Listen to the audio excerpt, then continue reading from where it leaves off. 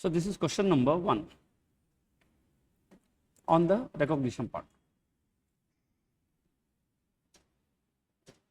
X Limited purchased a franchise from restaurant at a cost of 1 crore rupees, and the franchise has got 10 years life. Now, in addition, franchise agreement mentioned that you have to pay royalty also as a percentage of sales made. So upfront you have to pay 10 crore, they'll give you Domino's Pizza or KFC or whatever, and then every year you have to pay on the sales. Now advise whether the franchisee rights can be treated as an intangible asset. Why? It is separable, okay, future economic benefit, but measured at cost is required. Question is it an intangible asset or can you recognize it as an intangible asset? Both are different, okay. Identification, yeah, that and the future economic benefit. Asset, it should be an asset, it should be identifiable. Anyhow, we'll see the answer here. Okay, so this question is very important question. You see that, look, what is an asset? Asset is something which is controlled by the entity and future economic benefits are there. An intangible asset should be identifiable. Now, in the given case, franchisee rights meets the definition of criteria of a contractual right acquired separately. Whether if you want, you run it, otherwise you give to somebody else. And again, future economic benefits, yes. So when you talk about whether it's an intangible asset or not, you are supposed to see only two things. One, benefit, identifiability. Identifiability can come from contract or it can come from separation. Now, can you recognize this? That means it can be an intangible asset for you, but can you pass an accounting entry for recognition? Which the question is very silent here. Advise whether it is treated as intangible asset. Yes, it is an intangible asset. To recognize, you should get the future economic benefits and cost should be measured reliably. Yes, you are going to get it over a period of 10 years. Therefore, you have to pass the accounting entry for intangible. Accounting entry will be, what is your accounting entry? Intangible asset account debit to cash. How much? 10 crores. And that you need to amortize it over a period of 10 crores. Royalty percentage of, whenever you pay the royalty, you charge to the P&L. Now, Venus is preparing the accounts and unsure how to treat the following. You have done one big marketing and advertisement campaign of 2,40,000. Now, finance director authorized this campaign on the basis that it is going to give you 5 lakh rupees profit next 2 years. Why it should be charged to P&L account? Sorry? Promotional activity, why I should? Is it not my intangible asset? Am I not going to get a brand there? I will not get a visibility there. Are the people not going to come and buy? That's why I incur this cost, no? Why it is not an, it is an intangible asset actually. But it is, you cannot recognize. Your answer is correct, but why? I cannot separate this. Suppose if I get a brand, like I will start advertising 36 chamber. Brand is built over a period of time. Can't I separate that brand and sell to someone else? Is that brand not going to give me cash flows? Is it not brand as an asset for me? Then what it is for? Yeah, that your answer is, look, you cannot measure the cost, how much you spent for this, how much brand is built out of this. So it is more act like an internally generated goodwill. And why do internal generation of the goodwill is not recognized? Because it is very difficult to attribute the cost. New product launched during the year, expenditure of 1.5 lakhs, of which 1 lakh was incurred prior to 30th September.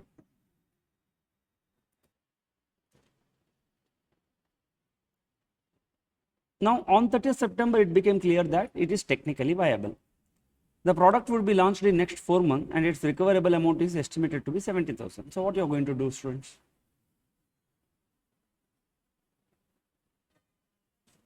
Can you capitalize this product development cost after it is technically feasible? So, how much is the technical feasibility?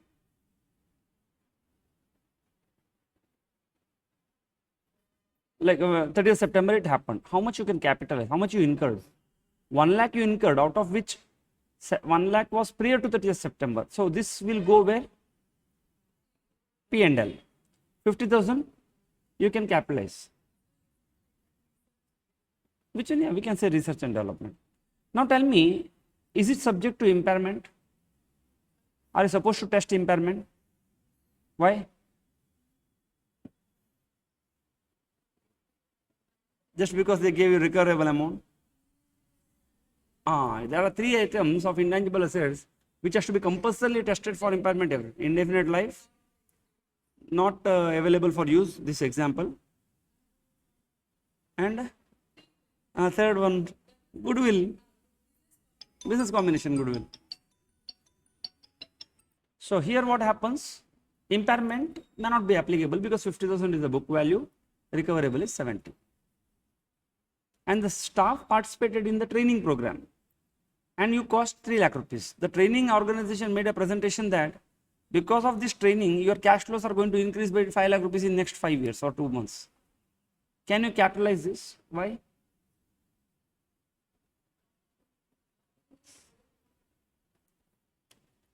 Why? Which one? Which is not within the scope? No, see, if you remember that what I have shown, that is memorization. But you should know, you should tell me why exactly is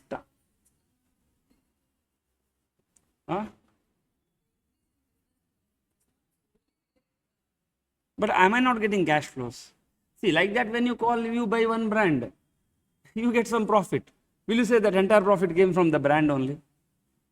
No, but you have paid the money for the brand, no. And you will recognize brand as your intangible asset. Now, why the staff training cost is not your intangible asset, Baba? They have increased the skill.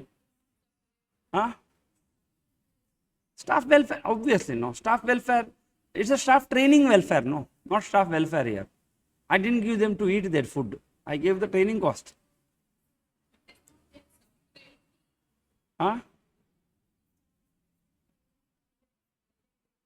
They can leave the company. See, now first of all, you have got an asset here. Don't dispute that you didn't get an asset. Are staff not the assets of the company? They are assets of the company. Which assets company? Tangible or intangible? Intangible, because they have got a brand, they represent so many things, processes. But the problem is you don't control them. Their skills, whatever, because tomorrow they can resign and go. And we don't have any bonded labor right now in practice. Unless you have hired someone on contractual basis and you tie them contractually. Okay? So what amount should appear in the balance sheet? Question is different here.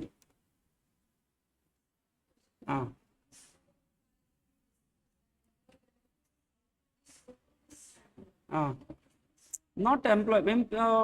See, it is may not be. Did the employee benefit or did the company benefit here? Both, but this is not like, see, this is not the paid to the employee, no.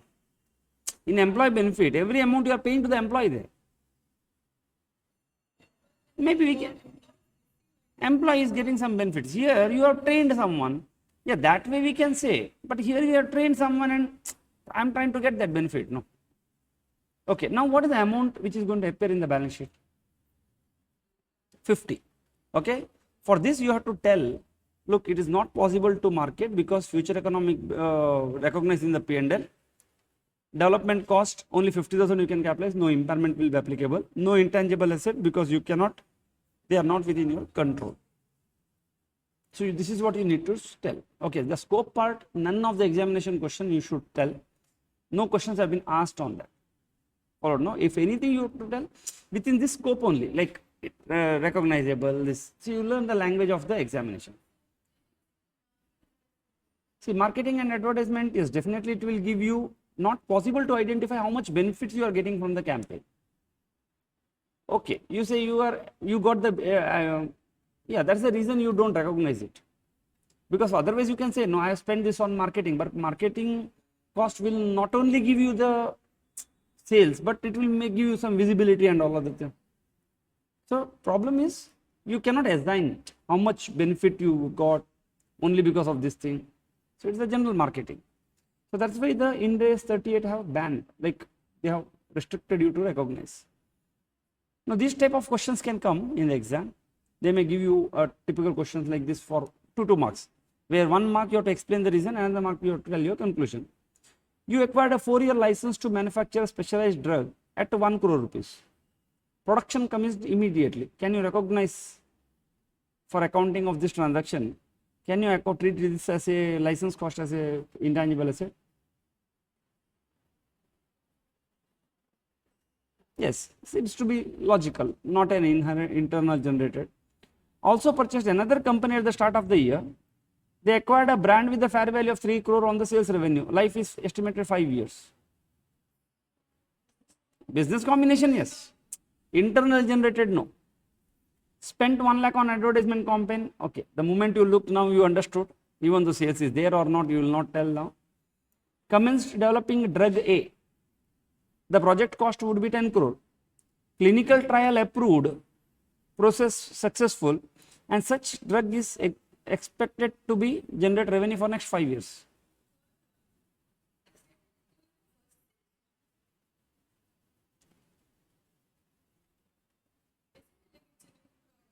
New product, whatever it is, even though it's a new product, you give development, promotion, branding and all. Yeah, but you cannot recognize that as an intangible asset because no advertisement cost, nothing. Because it becomes internal generated. Then what you do know? The point is every single advertisement you will capitalize, nothing will go to P&L account. Everything is spent for branding only, no? Then profit will show super. P&L is loving. Everybody love your P&L. Now one day everything, what should have gone to P&L account is sitting as one fictitious asset in the balance sheet. And see, matching concept, how do you match this cost? Okay, so now it has commenced a drug and clinical trial proved successful. Okay, later we'll discuss clinical trial means what, how many phases are there. There is another question. Now cost accumulated up to 31st March is 5 crore. Balance cost incurred is 5 crore. Yes, both you can capitalize, 10 crore rupees you can capitalize it. Now it has commenced to develop another drug B. It has incurred a 50 lakh towards research expense. Technical, physical, not yet established. No, research cost cannot be. This is a research, no. Because you cannot, and you are not sure about the future economic benefits. They advise how the above transaction will be accounted. So you need to first tell, look, you can recognize because it is identifiable and future cash flows are going to come. Yes, we are going to recognize and amortize. See, what is the question here? How the transactions will be accounted. See, when you talk about accounting, you have to talk about recognition and amortization also. Accounting covers everything. If presentation they would have asked, you would have presented also. How would you have presented in the balance sheet? That also you can mention because accountant word is a very dangerous word. Brand, it should recognize the brand as an intangible asset because it purchased this time and should be amortized over 15 years. So learn that whenever they give the life, speak on amortization in the exam. Advertisement expenditure charged to P&L. Development cost, yes, its commercial feasibility established, so entire 10 crore you can capitalize. Research cost not permitted for capitalization, should be charged to P&L.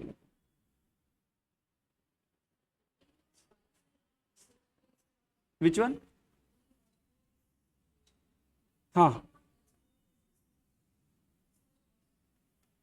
No, but they said both the cost has been after this thing, no. It has commenced developing drug A and project cost 10 crore. Clinical trial proved successful and cost incurred till 30th. That means we are assuming here, assumption, that entire 5 crore is after clinical trial. Yeah, they are not given very clearly. Otherwise, research cost should not have come. I hope by now you are very clear. Examination question comes, you have to write this. Okay, 2 sentences, one to write that and then your conclusion. If life is given, talk about the amortization. Now, initial measurement. D is a leading publishing house, copyright of a book from the author for publishing the same, and they purchased a copyright from one author, like one taxman publication. As per the terms of the contract, if D Limited chooses to make the payment upfront, then copyright consideration of 80 lakh to be paid, which is in line with the general practice. However, contract also provided in case D chooses the paid consideration after 2 years, it has to pay 1 crore. At what value intangible asset will be recognized as per Ind AS 38?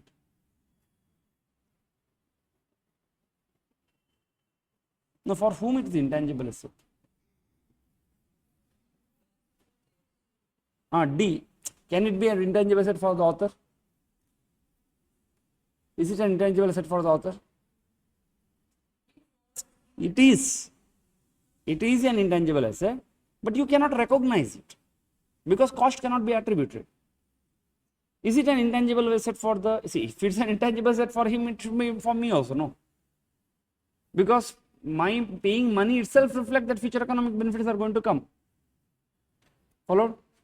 Now, can I recognize D limited here? So, understand now whose books we have to talk about. Can he recognize?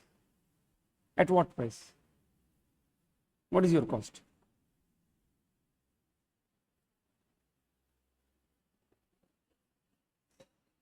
$80 lakhs.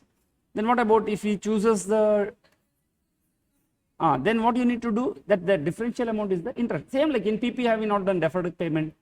So you are trying to defer the payment, but present value should be at your cost, which is the cash price equivalent. So payment of intangible asset which is deferred beyond the normal credit is the cost of cash price equivalent. Same theory of your Ind AS 16. So you have to recognize it, interest expenses, unless it is capitalized as per Ind AS 23. Can you capitalize the interest expense as per Ind AS 23 here? Why? Can you? Why it is not a qualifying asset? What if your printing setup is not ready? No, can you use this right instantly? Now, if you say I can use this rights instantly, then this borrowing cost you cannot capitalize because that license is not a carrying, not a qualifying asset. But if at all your printing setup itself is not ready, but if you wait for the printing setup to ready, this author will sell to somebody else. So what you will do? Instantly go and take the copyrights first, and then you start setting up. Because if you come across such a golden story which is going to become blockbuster, sure shot, you know, will you wait for the printing setup there? First you go, but can you use it? No. Then it becomes a qualifying asset, unless, since this becomes a part of the project now. Clear? Then is it ready to use? Only financial assets are not your qualifying assets. Other than that, qualifying asset is any asset which takes substantial period of time to ready for use. It will not take a substantial period of time. No, can you use it to earn the cash flows immediately? That's my question. No, then it's a qualifying asset. It takes substantial time. No. Why? Then why auditor is there?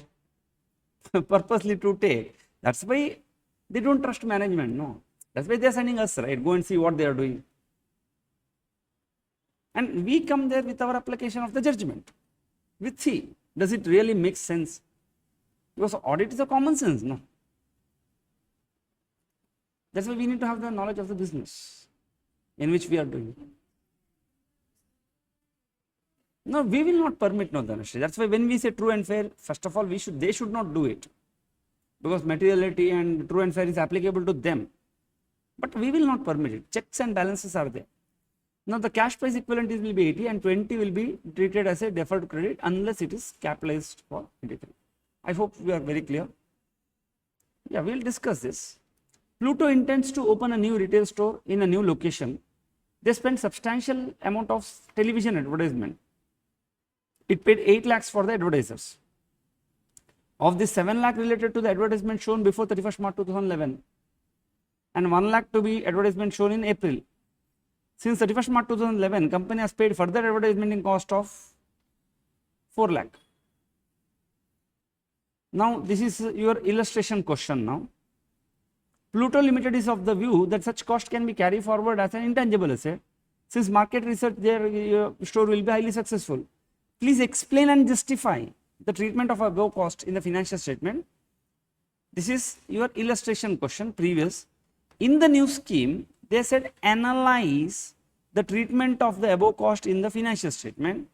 In MTP, the accountant charged all the cost as an expense 31st March 2012.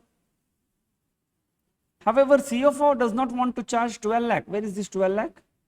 maybe is an MTP number there, against 11, 12 profits. Like in this given case, how much do you spend? 8 lakh, no? Accountant charged entire 8 lakhs to P&L.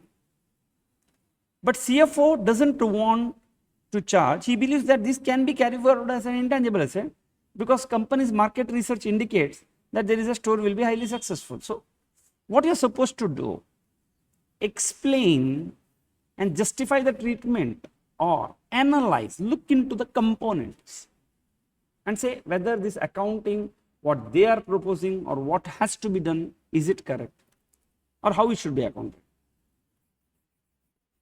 First, I want to look into your application, what you have understood. Presentation we will discuss later. Exam, what answer you have to write, you practice it later. Now tell me, what did you understood with this question?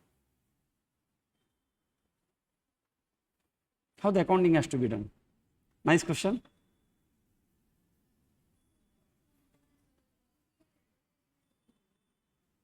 So what should I do? So that's what, no. So they had, no, see, point is the accountant has charged that 8 lakh rupees to P&L account. Now we are on 31st March 2011, end of the year. CFO is telling you capitalize it. Now, who is correct? Who is wrong? What is your stand? If they come to your advice, how do you analyze it?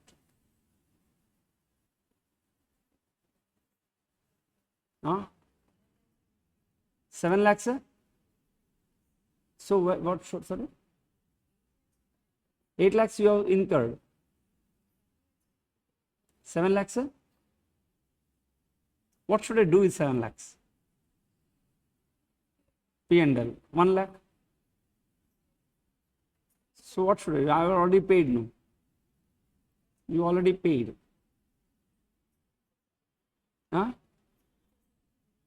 Expenses, sir? Yeah, what should I do? What accounting? Okay, confusion. What accounting entry should pass? Okay, 1 minute. First I'll tell myself. To bank. Tell me the debit.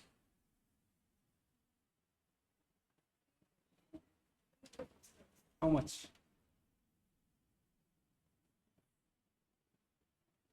CFO's entry, shall I tell you? CFO's intangible asset account debit 8 lakhs. This is the entry CFO is permitting. I am CFO. I am telling this. Is it okay with you? Then you tell me your entry, no Baba. If this entry is not okay, what is that entry you will propose? P&L, how much? 8 lakhs. To bank, 8 lakhs. Nice question, right? Come on, you are not understood then. See, 8 lakhs was paid, out of which 7 lakh worth of advertisement are already shown. Performance obligation of the advertiser is fulfilled. He will record in the TV. So after this, nothing. Can I go and tell, please don't show that advertisement, give my money back? No. Performance obligation fulfilled, contract got closed. But 1 lakh worth of service is not yet rendered. But you already paid. So P&L will only 7 will go. Prepaid expense will go how much? 1. This is the entry I should pass on there. And CFO is telling you debit to intangible asset. It's not acceptable. What should you have to imagine here? No, you have to understand that. See, when you're reading it, I'm telling you, you should feel and imagine like you are an accountant sitting there. Somebody did something and they came and gave some documents to you. Please pass the journal entry. Something given, you will pass the entry. If you are doing it, you are a procedural person. No, if you are a conceptual person, you will ask questions to them. Now, who is there in the examination to ask question? You ask yourself, what happened here? Who paid to whom? Then yourself only will answer here.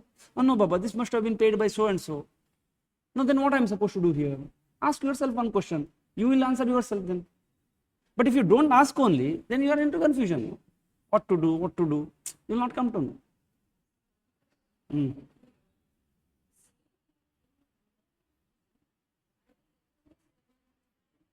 Where?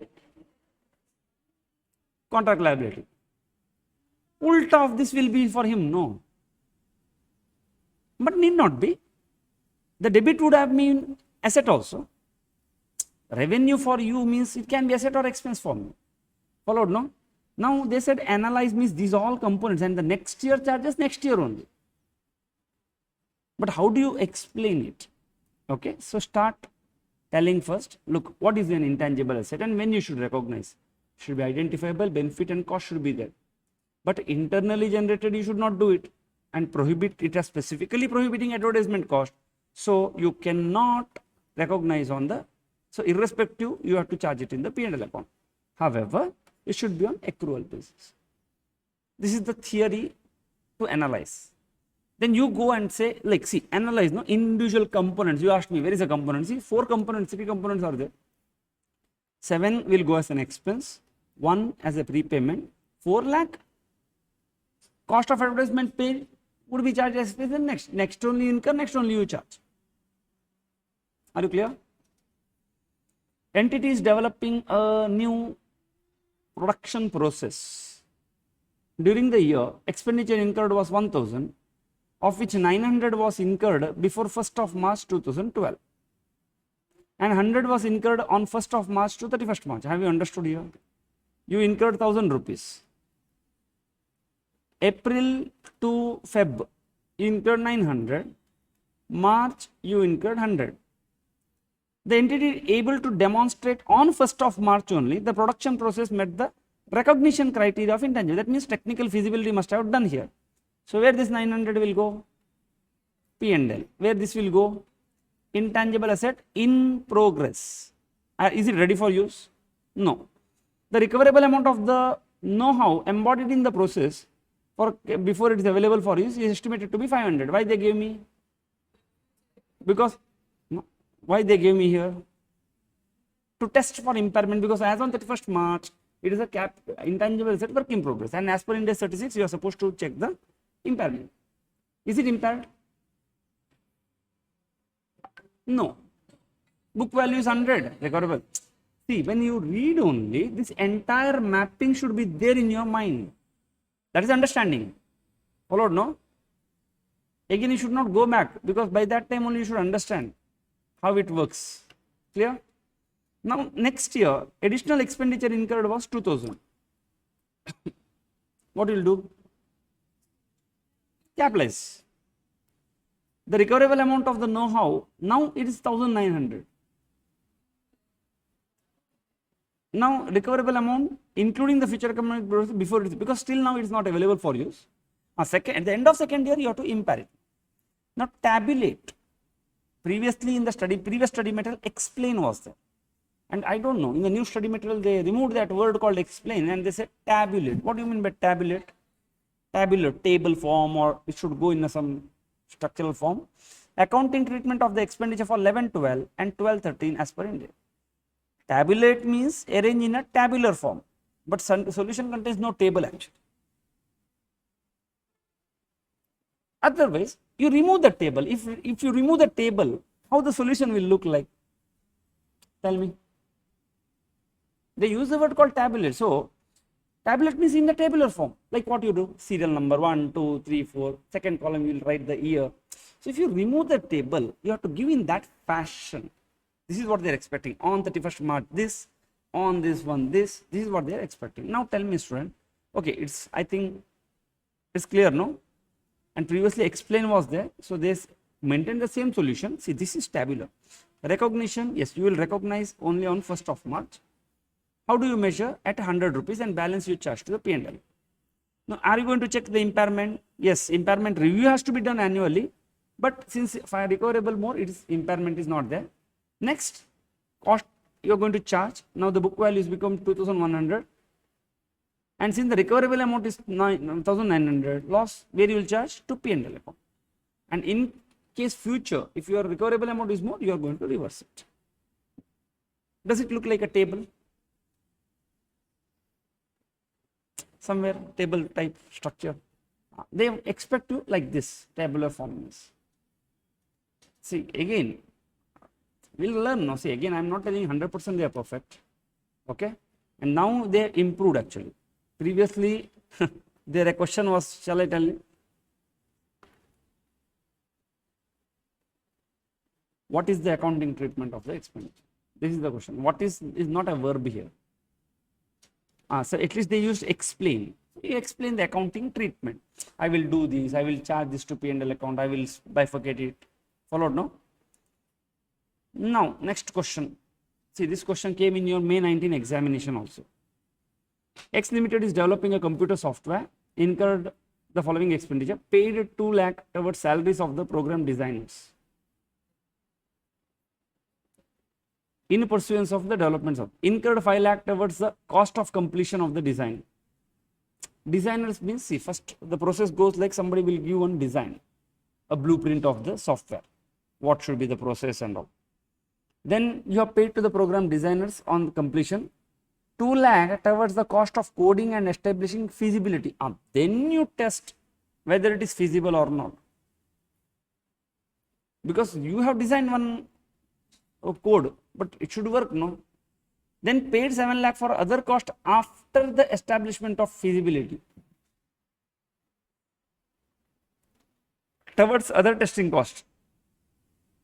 Focus group of the other software developers was invited to a conference. Now, afterwards you held one conference, introduction of this new software, and the conference cost is 70,000. On 15th of March 2011, the development phase was completed and cash flow budget was prepared. Net profit is 40 lakhs. Interpret how X should account the above mentioned cost.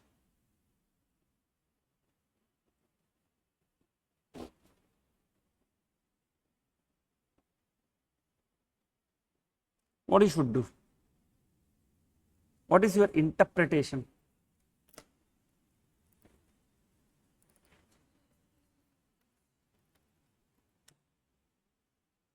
Explain, interpret means explain the meaning or translate into the person speaking different language.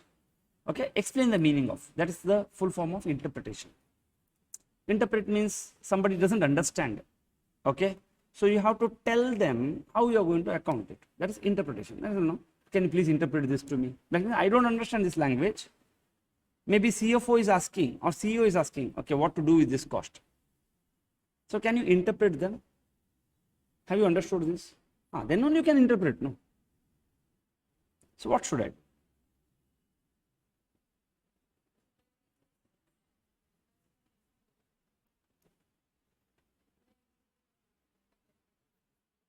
Okay, which cost, what you can do with this cost?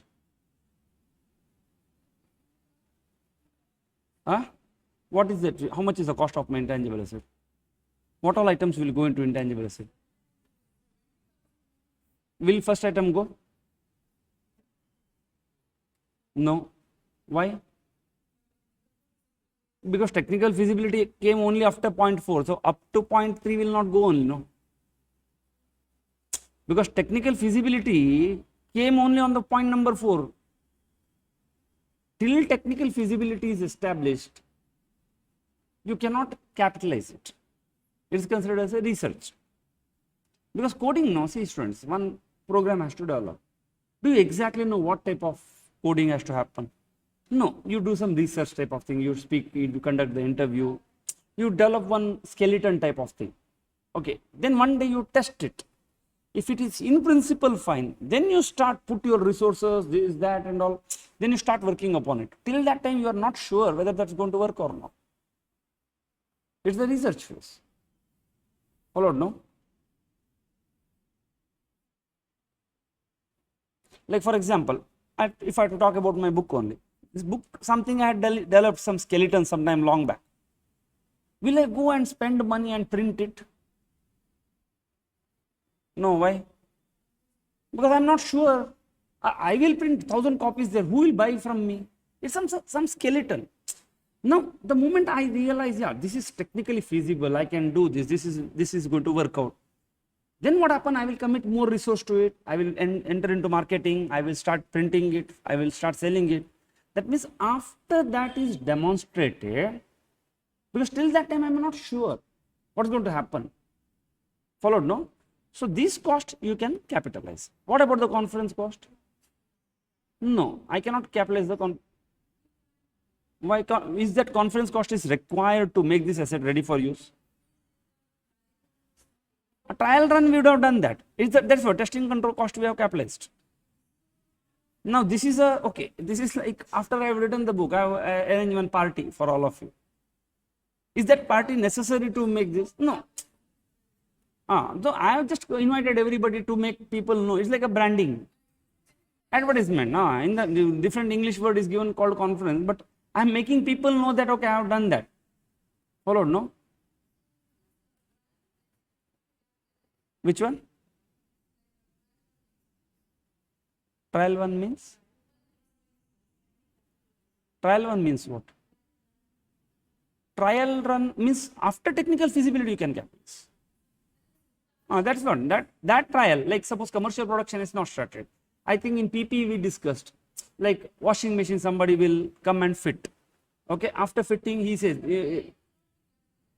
which one? Trial run, which one? Ind AS 16 we have done that, no? See, testing we have done.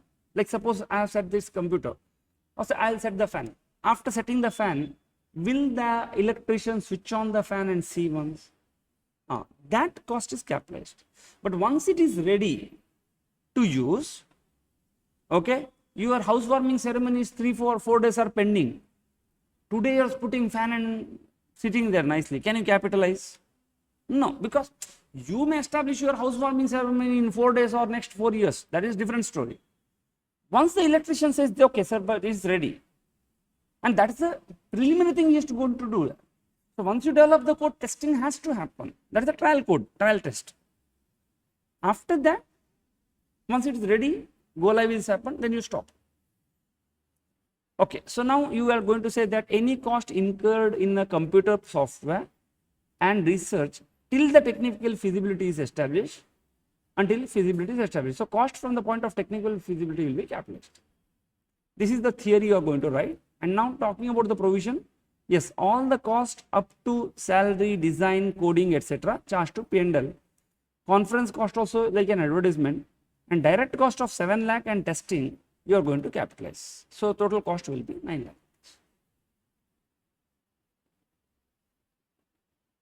Are you clear? Yes. You have any doubts? Any other doubts?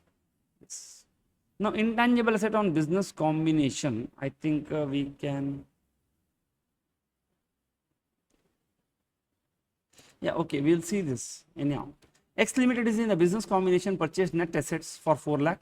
Assets and liability position has been given. The fair market value of the PP, intangible asset 1 and 2 is available. They are 1 lakh 50, 30, 70. Recommend how X Limited should account the net assets. Tell me, how should you account the net assets?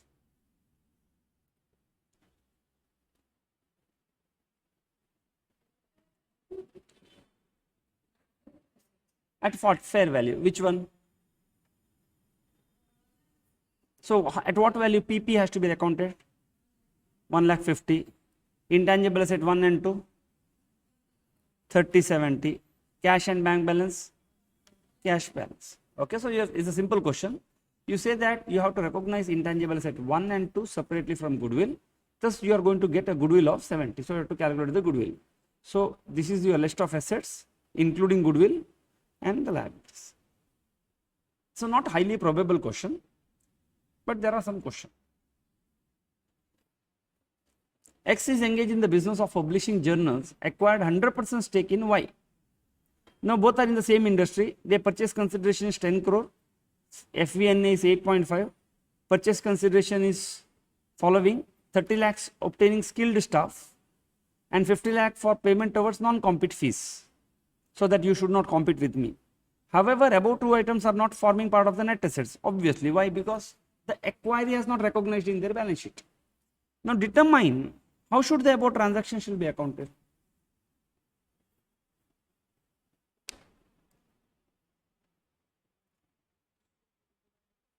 Sorry, what is your goodwill here? You have acquired 100%, no? What is the amount of the goodwill here?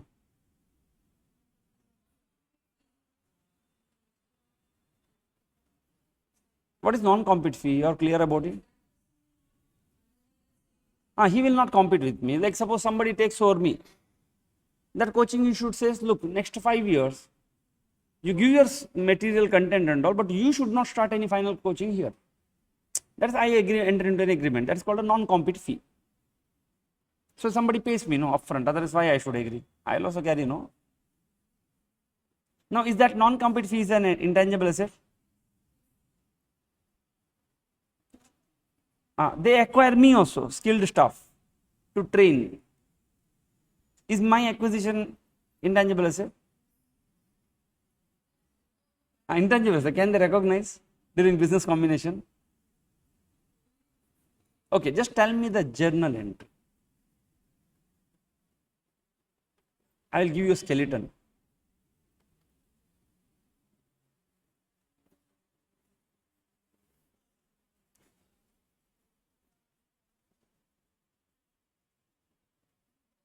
How much is goodwill? 1.5. You can't recognize any new intangible assets during business combination which is not there in the acquired asset. Okay, among these two, which is my intangible asset which I can recognize? Non-compete fees. Can I recognize skill staff? No. Why? Because, see, first of all, to recognize new assets during business combination, it should pass the definition of an asset. It is not an asset for you. Why? Because the skill of the staff, you cannot control it. Which one? That's why we call it a goodwill, no? Goodwill is a balancing figure, which if you can recognize, you would have given a breakup 0.30. Since you cannot find out, it becomes a brand. You are paying for the brand. Now, non-compete fees, yes, you can recognize because you can amortize it over next 5 years. So, it is 0.50. So, your goodwill becomes 1 here. Are you clear?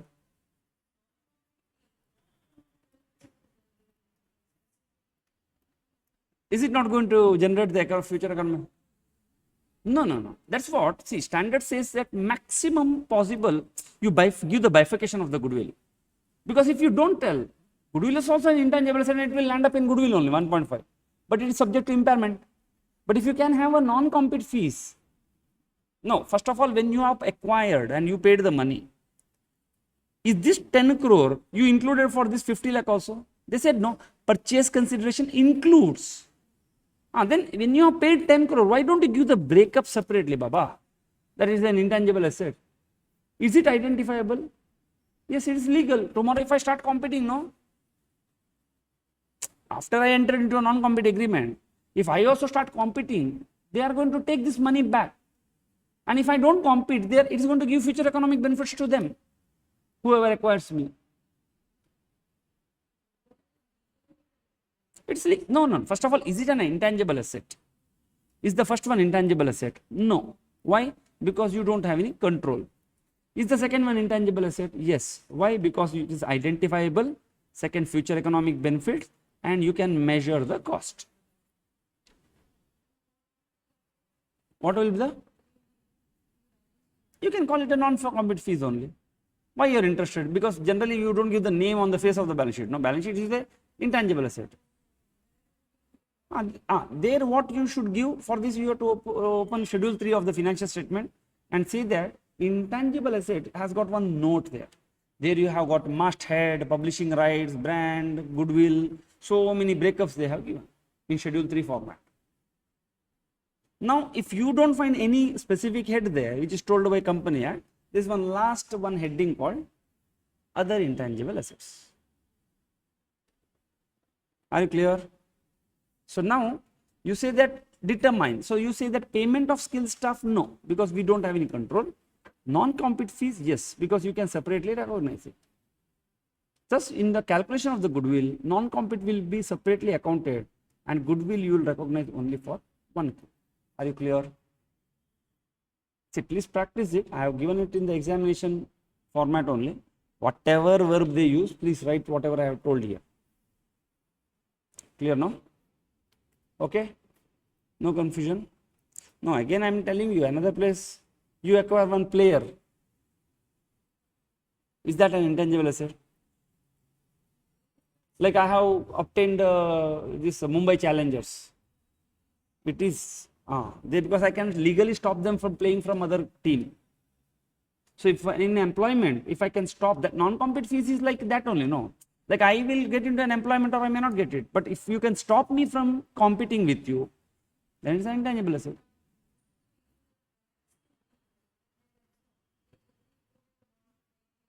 Now 5 years, 3 years they go, no?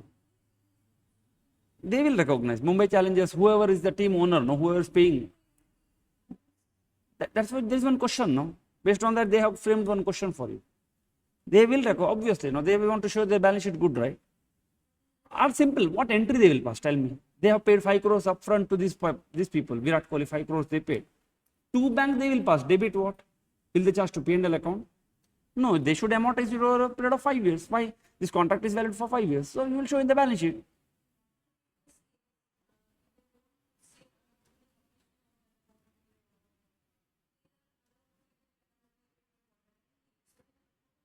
Now then Ind AS 105 becomes applicable. If you are not going to play or if you become impaired, Ind AS 36 applicable and it becomes impairment of the intangible asset is going to happen.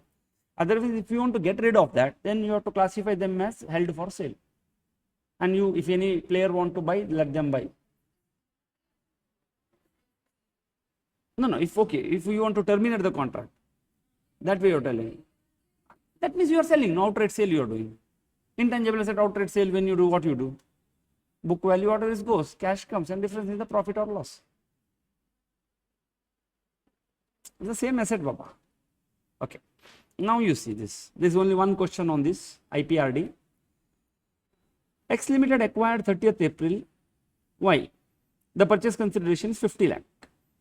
The fair value of the intangible assets is 45. So you say 5 lakh is the goodwill. Correct? Assuming 100%. The company estimates the fair value of IPRD at 10 lakhs and there is no other transactions. Now, can you recognize this IPRD separately in process research? Actually, it is a research, but it is in process now. Can you recognize it? In the business combination, if it passes the definition of intangible asset, you can do it. Now, after you acquired, you spent additional 5 lakh on research, 2 lakh to establish technological feasibility and 7 lakh for the development. Determine what should be my intangible asset as per Ind AS 38.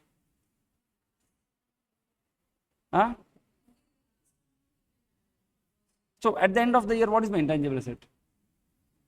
17 lakhs. Because this you will capitalize as part of the business combination.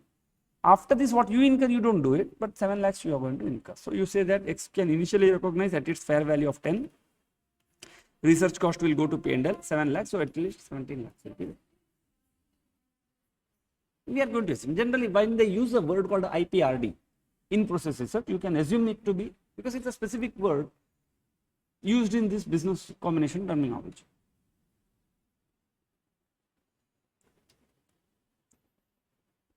Okay, subsequent we have not yet done. So we will solve some problems. These are all theory problems, no? We will solve some problems on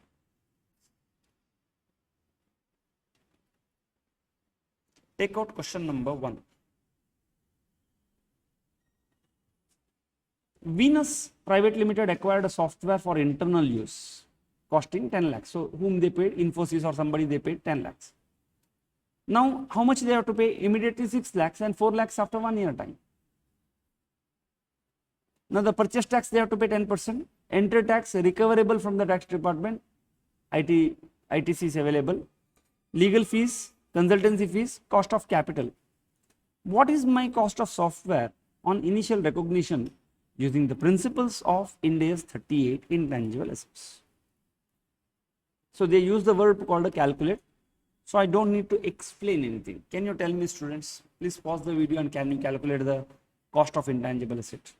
Let us compare the answer.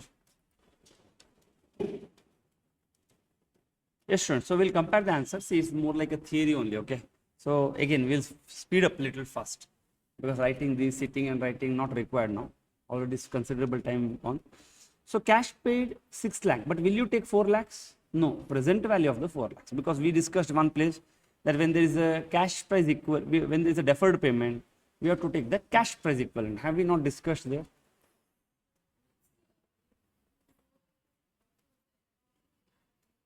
Now what? Okay, it all depends upon what accounting entry do you pass.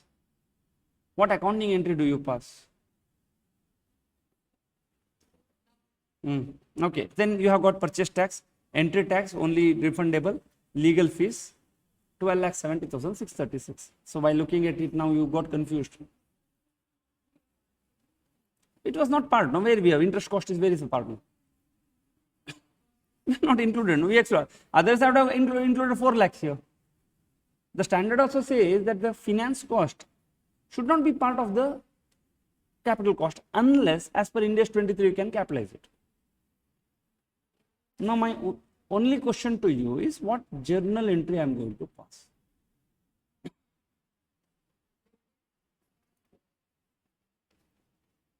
Software, how much? Huh?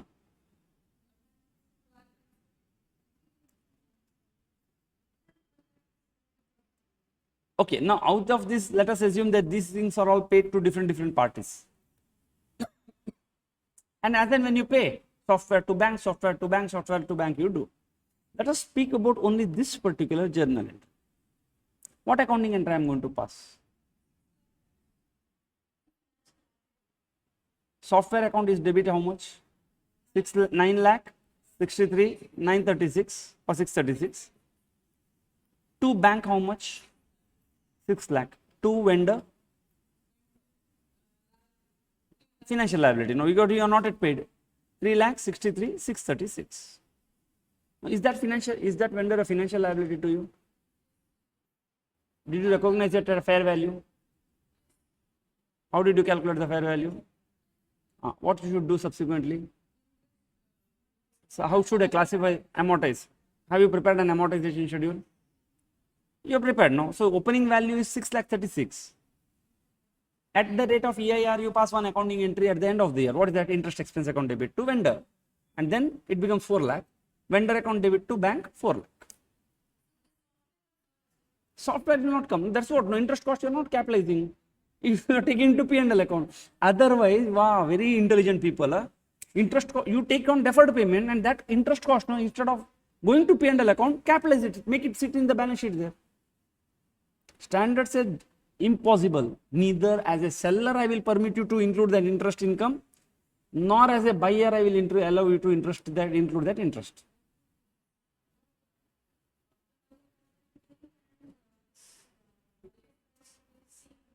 Where? No, okay, simple.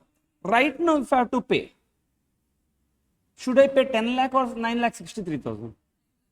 Obviously, no, 9 lakh. Costing means, okay, write that I can write anything in the contract letter, but understand, no guy, given any option, Baba, will you, costing total based on what he has to pay. That's what we have to interpret. And see, understand, students, one thing. When there is a deferred payment, there should be an element of interest. Otherwise, whichever that company is offering, no, eventually they have to close down their business unless it is a marketing offer and they are ready to bear that. And it's see, there is nothing free. Okay, if somebody say interest free, that interest is already loaded in the profit margin. Legal fees, because without this, will you be able to use this? That is the contract cost and all, no? Which previous standard? Yeah, legal in the contract cost. The contract acquisition cost from the perspective of the seller. That part we discussed. No, here we are talking from the capitalization. Yeah, please think over it. I wish you connect. Now, X Limited purchased a standardized finance software, 30 lakhs, paid 50,000 purchase tax. In addition to this, entity granted a trade discount of 5% and incurred cost of 7 lakh towards customization. And he purchased a 5-year maintenance contract of 2,000. Identify what cost intangible asset will be recognized.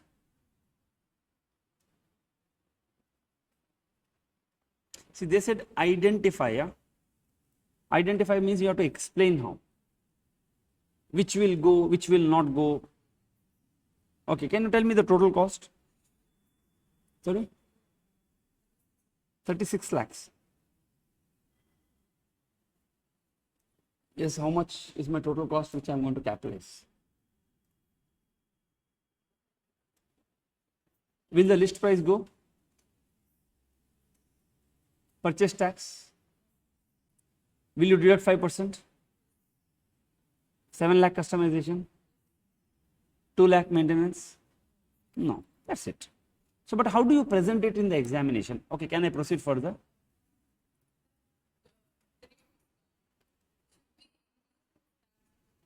In addition to the entity granted a trade discount on the initial list price they granted, no. Now, can we proceed further? Because again, these are small questions, more theoretical, and since I am sharing with you, see first how do you write in the examination? You say that since they didn't calculate it, they say identify a cost of separately acquired intangible asset, its purchase price, non-refundable taxes, deducting trade discount, any directly attributable cost.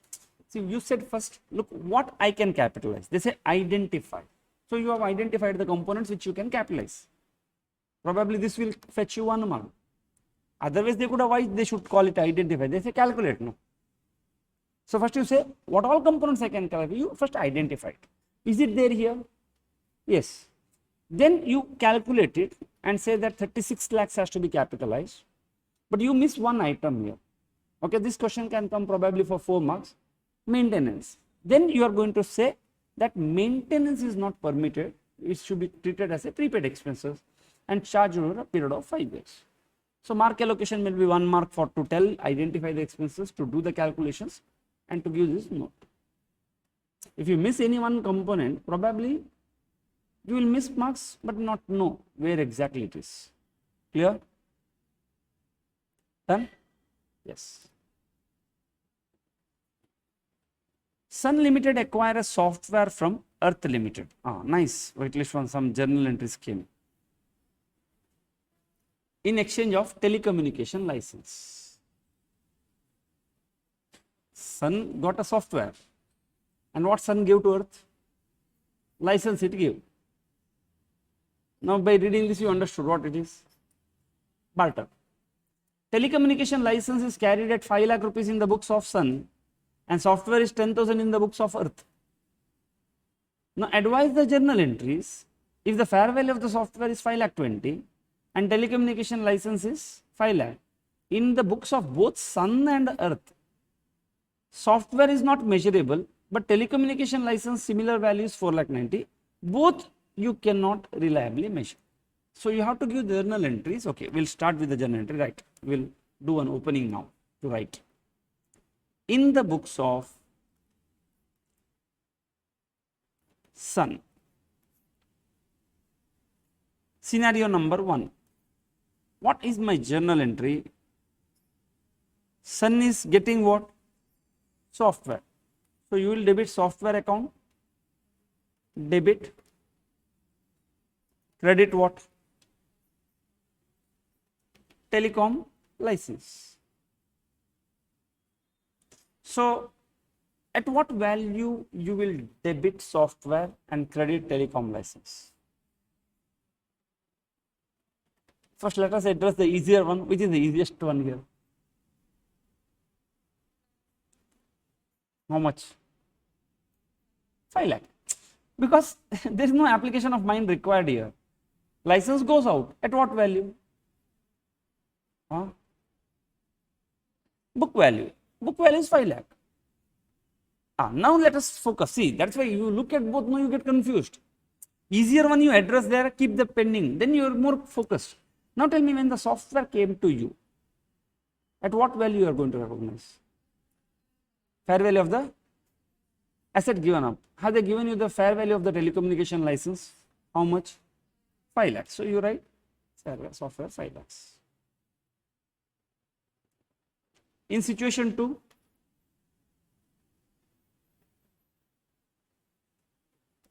software account debit, how much?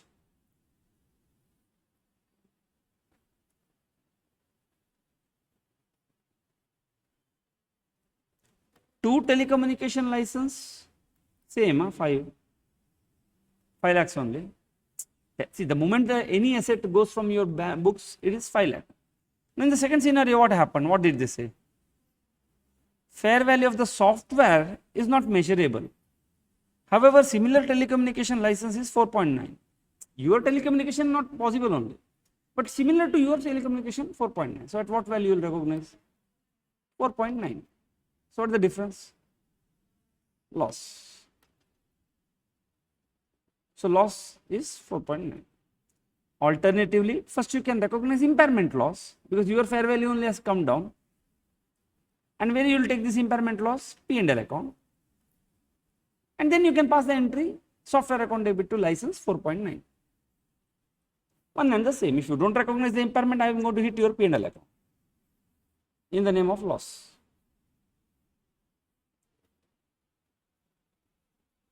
Are you clear? Third situation, at the book value. Book value is what? 5 lakhs. So we will pass this entry.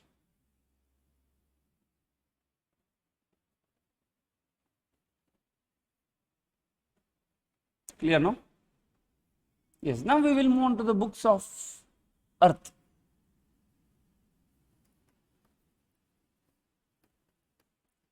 See what happens to earth. Earth get telecommunication license. Debit, we don't know. To software we know. How much?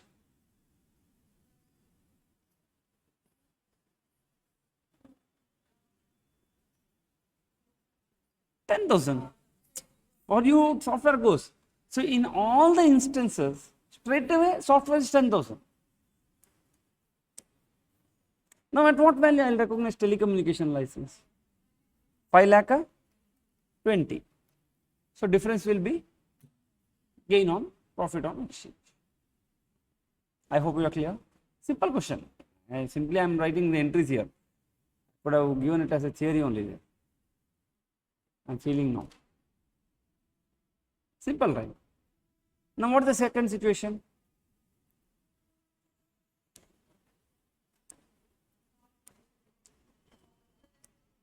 Software is not measurable. 4,90,000. Anyone is measurable? No. If anyone is measurable, you take at that price only. Differential amount will go to profit. But both are not measurable. Book value of the asset given. So this is the second one.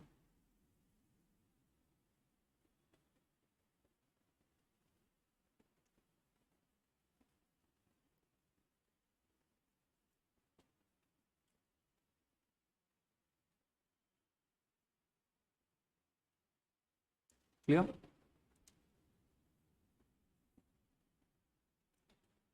These are all initial measurements we are discussing. Initial measurement in the form of, see, recognition we are done. Can I recognize or not?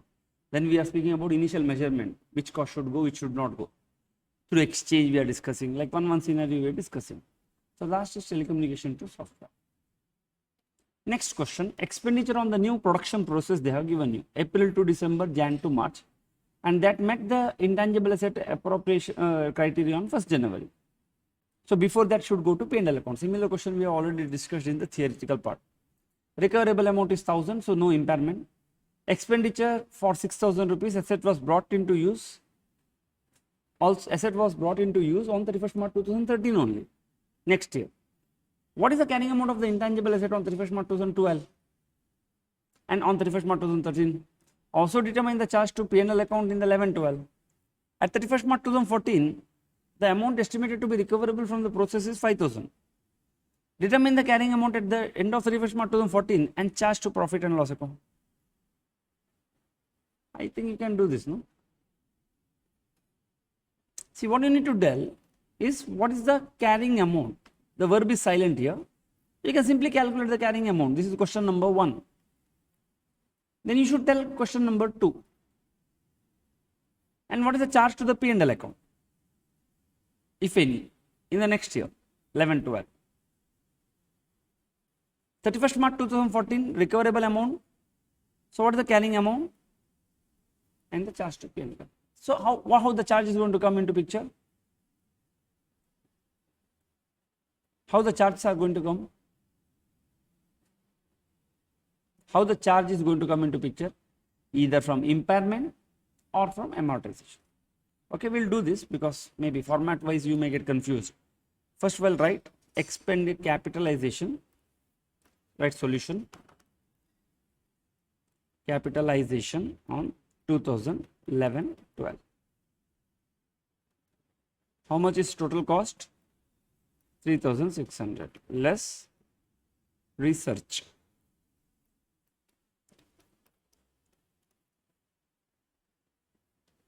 900. So first part of the question is done. Book value on 31st March 2012. Are you clear? Since RA, recoverable amount, is rupees 1000, no charge to P&L, because the moment this becomes a intangible asset held for not yet available for use, you are supposed to test for impairment. You did the impairment and there is no expense to be recognized in the P&L.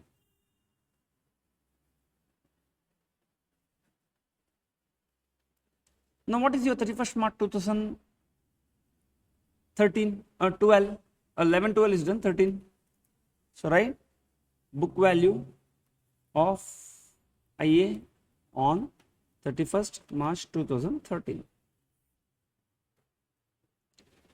Opening value is how much? 900. Why? Because there was no impairment. Add further capitalization. Capitalization. How much you further capitalized? 6,000. Was it ready for use at the end of the year? So book value on 31/3/2013. When this is available for use?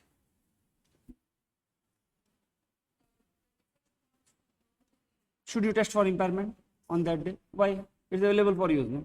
If it was on that day, if it was not available for use, you should have tested impairment. Have they given you recoverable amount on 31st March 2013? Not given. That's why, because it's available. No.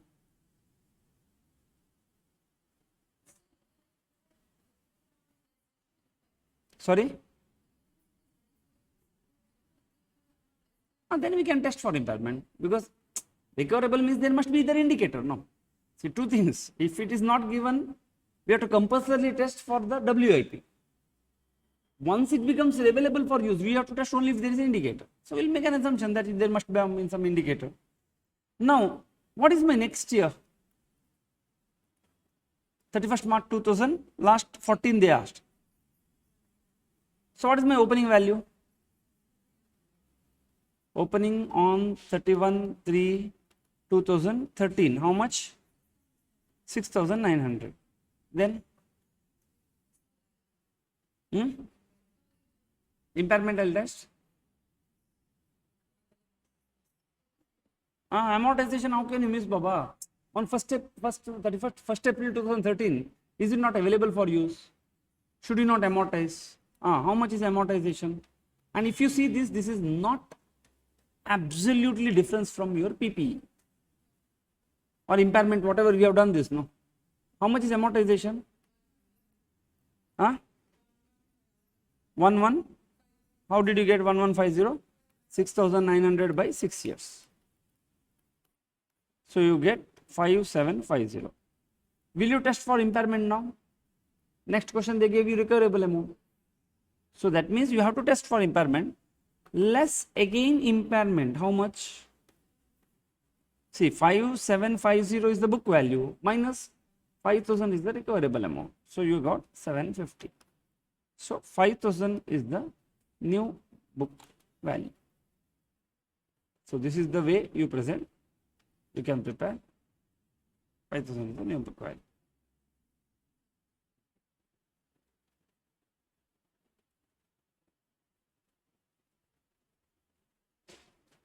Clear? Yeah, very small question, but they may ask you somewhere in between. So you say that amount of 31st March 2014 is 5,000 and charge to P&L account is 750. On 31st March, Earth India paid 5 crore 50 lakhs for 10% interest in Sun, 100% interest, and net assets are 30 lakhs. Trademark grant is valued 1 lakh 80. Sole distribution right to an electric product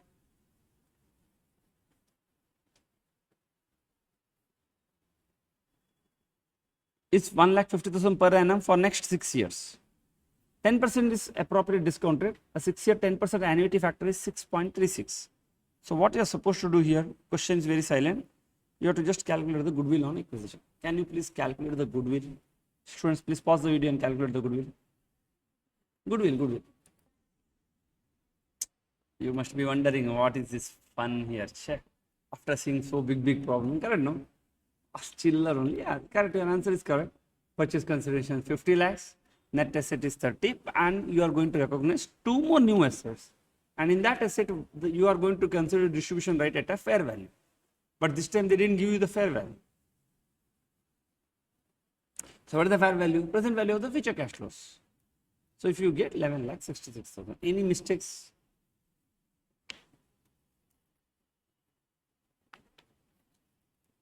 See, what may happen now, this one last item, distribution right, can be in your business combination problem. Huh? Learn a concept that yes, when they give you, you have to recognize a fair value. Fair value they may not give you.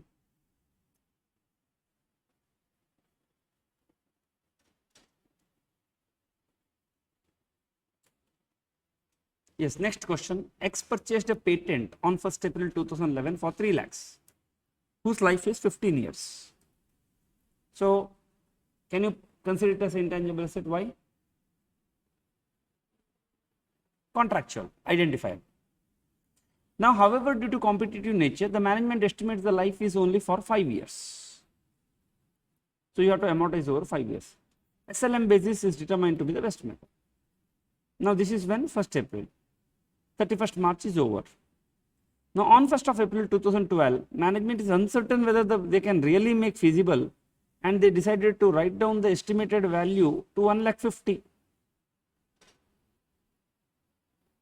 market value. That means I need to check for impairment here. When at the beginning of the year, have we not done this in Ind AS 36? There we said simply an asset there. Here we are talking patent. And then decide to amortize over a period of 2 years. Understood what happened? Understood the flow? First you purchased, you charge 1 year amortization. Next year, first day you impaired, and that year you revise the amortization and charge only for 2 years. Now on 1st April 2013, after the second year is over, they have perfected the production and now it is appraised to be 3 lakhs. Reversal of impairment. Further, the estimated life is estimated to be 4 more years. Determine the value of the intangible asset at the end of each financial year. Can you give one continuous run? Oh, just tell you. Can you tell me on 31st March 12, what is the value? 13, what is the value? 14, what is the value?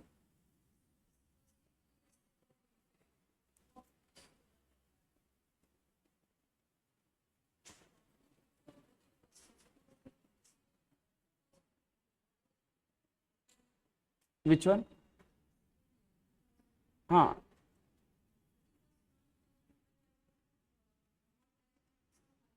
Balance value get. First we have to impair it. I can do it. Theoretically you can do it. Generally nobody will do that. It's problems no. Huh? On 1st April only will do, because they said very clearly. No? Yeah, in practice people generally don't do this on 1st April. No. You have to do it on 1st April only. The accounting entry will come on 1st April. Why? Because this is going to impact your future amortization. No. You don't get into that adjusting, non-adjusting. This year only, 12, 13 only it will go. First year there is no impairment going to happen. First year only amortization cost is going to come. Next, we have done exactly same question in Ind AS 36 also. First year there is no impairment. Next year beginning there is an impairment. Then my amortization is going to change afterwards. That's why they give it on 1st April. Students, there is one correction. Okay. Here we have to treat it as a revaluation. Okay. It is not an impairment in this question. Question is very silent. Somebody can treat it like a, No. I'll tell you. Actually, we should treat it not as an impairment. Have they told you anywhere the indicators of impairment? No. If you see, observe very closely. Management decides to write down. Impairment is not a management decision there. They would have given you recoverable amount. Second, they are perfected and now it is appraised at. Here you don't have a choice. You remember in Ind AS 36 I started with that. What is the difference between impairment and revaluation? Revaluation is a choice there. Impairment is not a choice, and they would have given you recoverable amount. So again, please treat this as a revaluation.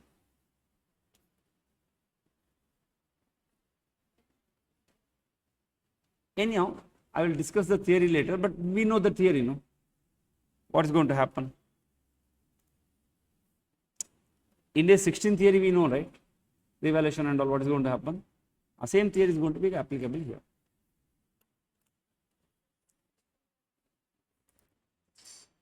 Yes, students, so there is one catch here, okay? The catch is at the end of each financial year, and the students who stop only in 2014, they are going to miss it. Be careful. So please mark this question important. At least one day before you have to practice this question. Not every question, at least this question, no? Because there is a catch. First thing, you assume that revaluation model is followed because they are appraising it. First cost of acquisition, first you charge amortization for 5 years, you got 2,40,000. Did you get this number? Yes. So you move on to the next year. Opening balance is 2,40,000. You do the downward revaluation. Where do you charge it? P&L. And then amortization is a reduced balance for 2 years. Did you get 75? And the closing balance is 75,000. Then impairment of rupees downward revaluation charge. Okay, is the downward revaluation is charged to P&L account. Then opening balance 75, revaluation gain you will charge to P&L account, and balance you will transfer to the OCI.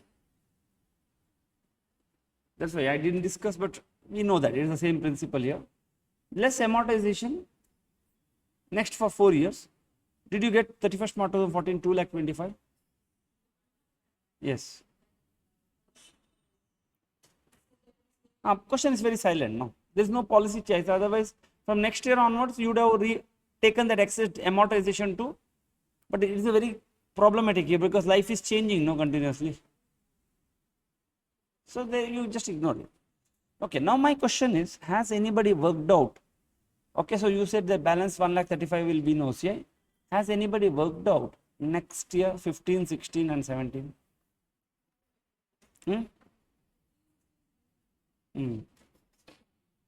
Okay, so see, if you remember, in 109 we came across this concept story. Somewhere they said pass the journal entries. See, it will go, and there for 5 marks or something they played. 5 years journal entries they are given. See, now the problem happens in the exam if we ignore that. See, I don't think so. Like maybe 1 or 2 marks they will simply deduct for not doing this. Is it something extraordinary effort? Like this will get 2 marks. Only thing is we have to understand the question there. This type of things, so many things you will find here and there. The more you spend time, more you practice. That's why this particular question is a catch question. Because it's a simple question, it's not a big deal there. One is revaluation or impairment, that is one confusion. Just one day before you see this question, you remember it. Don't see the number, you will get confused. Just see that there is one catch, there is one adjustment here. Yes. So we'll move on to the next question.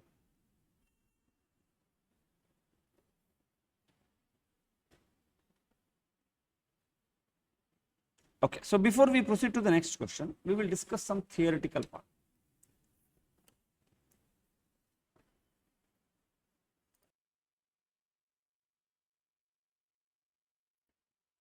Subsequent measurement. Again, we have discussed it, we know it. Subsequently, intangible assets can be measured at cost or revaluation model. Okay, I'll not spend time, it's the same story there. Now, carrying amount you are going to get. Treatment, I hope not required. This explanation not required. First time revaluation, we discussed in detail. 16, we solved the problem, we have understood. It's the same slide there, okay, where subsequently we will take and all. Okay, what we need to discuss is about the amortization. The amortization commences when the asset is available for use. Now, the amortization method should reflect the pattern in which the future economic benefit should be consumed. That's why generally you distribute on the contract life, generally. That's why you distribute on a straight line basis. However, in choosing the appropriate method, you should determine the predominating limiting factor that is inherent. Like, see, first of all, I have this inherent intangible asset in my financial statement only purpose because it is earning future cash flows. Is some factor stops that? If the time is going to stop, like this contract is franchise for 10 years, then 10 years is my amortization way. How? Every year equally.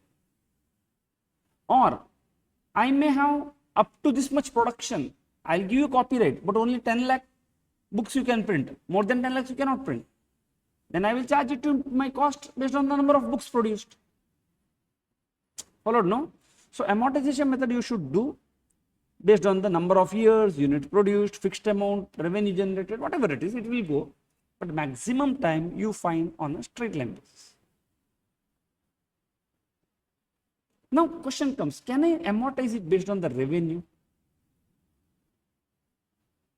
Now the standard says that there is a rebuttable presumption that the revenue based amortization is inappropriate. Don't do it. Like how much revenue you earn, that much amortization I will charge. Why? Because they say that unless there is a direct relationship, like what benefits you consume versus what revenue earn, it may not be matching. Like you have got this for 5 years. In the initial years, you may not earn any revenue only. So you will defer the amortization here, telling I will recognize revenue based on the revenue. So don't stop. Like building is there. Will you connect the depreciation of the building with the revenue? Exactly. Then why amortization of this intangible asset with the revenue? That's what they're trying to ask you. However, there can be certain circumstances when it is more appropriate, like when intangible asset is expressed as a measure of revenue, like government has given you a license and they say, look, start collecting the toll till you reach 100 crore rupees. Now 100 crore rupees I may reach in 1 year or 100 crore I may reach in 10 years. Now what is the predominating limiting factor for me? Revenue. That's why you can amortize based on the revenue. Whatever cost or license fee you pay. Okay, and you should demonstrate that it is highly correlated. It makes sense. But if it is not connected with the revenue, you don't try to amortize it based on the revenue. Followed, no? There is one examination question which I will give you. Straight away this concept came in the exam. This is a theory sitting in the study material. I will give you as a part 2 to practice, to understand. But have you understood this concept? Yes, that's it. This is all about your theoretical part.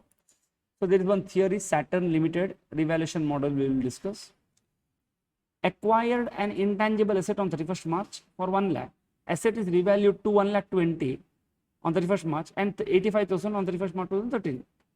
Jupiter also acquired same thing in competition, 1 lakh, and asset was revalued to 85,000 and then 1 lakh. Assuming the year end of both the companies are same and both the follow revaluation model, how each of the transactions should be dealt? Discuss the treatment of revaluation of the intangible asset. Ignore computation amortization. Thank God. Okay, now in the books of Saturn, tell me how should I treat the revaluation? This is one understanding question. Huh? First of all, what I will do with the difference between 1 lakh and 1,20,000? OCI. And then downward revaluation. First you cancel OCI and then you charge to P&L. Same thing. Now Jupiter acquired an intangible for 1 lakh and downward revaluation, P&L. And then upward revaluation. First we cancel P&L effect, whatever is gone. Yeah, same thing. Followed, no? So this is what you need to explain. First revaluation surplus it will go. Cancel and balance will go into the P&L account. Revaluation decrease will go to P&L account. First cancel the P&L and balance will go to revaluation surplus. This amount would have been different if amortization would have been there. But luckily they said no amortization. X Limited decided to revalue the intangible assets on 1st April. The date of revaluation, they could cost 1 crore and accumulated depreciation 40. Intangible assets are 1.5. Analyze how should the account the revalued intangible asset in the books of account. Yes, this is an important question. It may come for 4 marks. Now is a test of your knowledge. How should I account?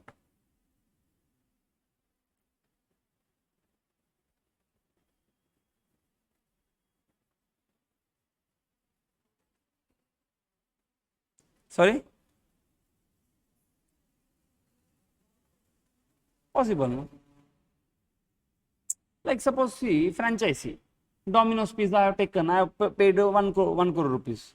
Suddenly Domino's Pizza has become famous. So is not my right of holding franchisee of Domino's Pizza valuable no more than what I pay? Huh? 9 lakhs should go where? How? Analyze. Analyze means there must be component. Huh? They must be speaking about the component. Be careful. Huh? You cannot simply ignore and say 90 lakh to OCI there. 90 lakh to OCI, I am okay with you. I am totally okay. That should go to OCI. But how do you take it? Why they said analyze here? That's what I am asking. What about this? Then why they gave this 40 lakh rupees? See, why they gave 40 lakh rupees? If it was not to analyze there, will you leave them? Is an orphan there? 40 lakh rupees? What you are going to speak about that? Understood the beauty of this question? So how? Analyze that.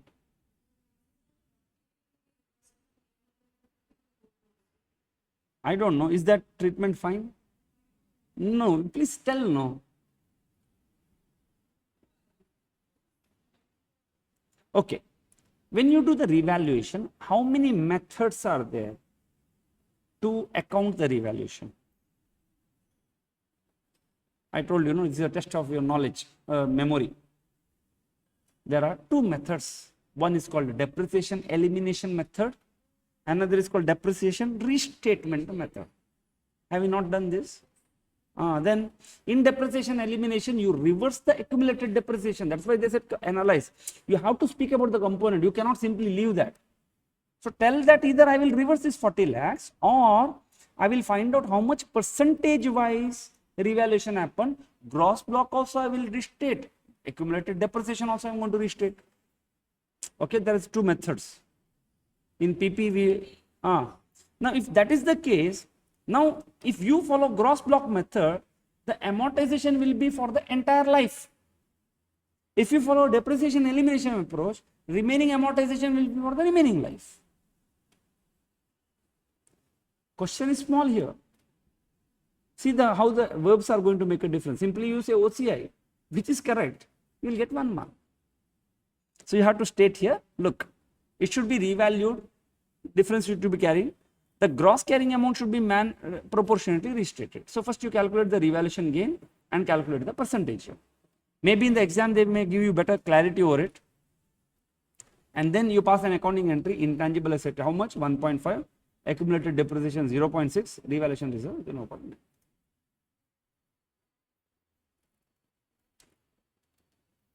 How they can trick you, no?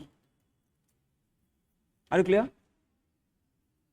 150% because your revaluation is 90 crore for a net book value of 60. So 0.90 divided by 0.60 gives you 150%, no? Clear? Yes.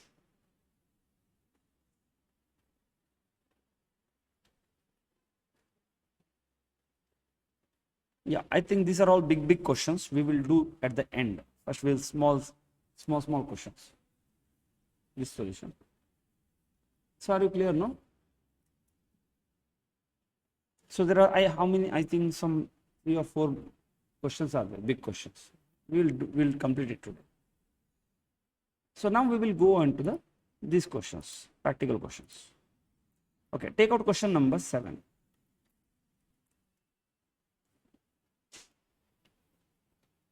X Limited is engaged in the business of manufacturing fertilizers, entered into a technical collaboration agreement with the foreign company Y.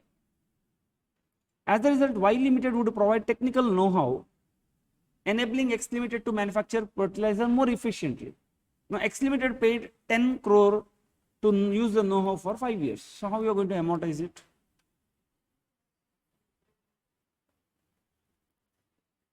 Based on straight line method, for example. Now, X estimated the production as below. Why on earth they estimated the production? Now, at the end of the year 1, first year, it achieved the targeted production At the end of the second year, 65,000 metric tons of fertilizer were manufactured, and they consider to revise the estimate with 85, 1 lakh 5, 115. Advice: how will X Limited amortize technical know-how as per Ind AS 38? What do you mean by advice? First thing, advice means look for alternatives. So they are in confusion now. Which method of amortization I should use? If this information was not given to you, they would have amortized on 5 years. Will they come to you asking for advice? No. What is their confusion now? What is their confusion? Yeah, should I amortize based on the production, or should I capitalize on the straight line method? What do you suggest? Production. Why? Otherwise, what we will write there? What calculation? Because they said revised estimation also. So institute wants you to choose this, advise the client the second method. Followed, no? But how do you do it? Right, solution.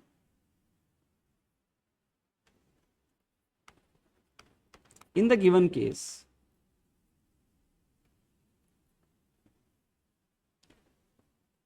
unit of production method is suitable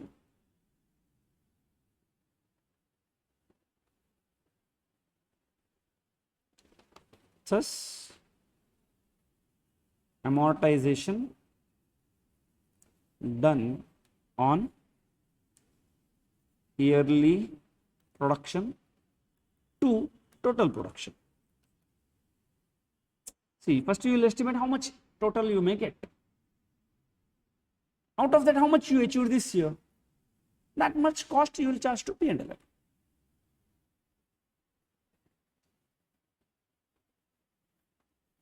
Is this the last question? Done? So you will explain this and then start preparing yearly amortization schedule.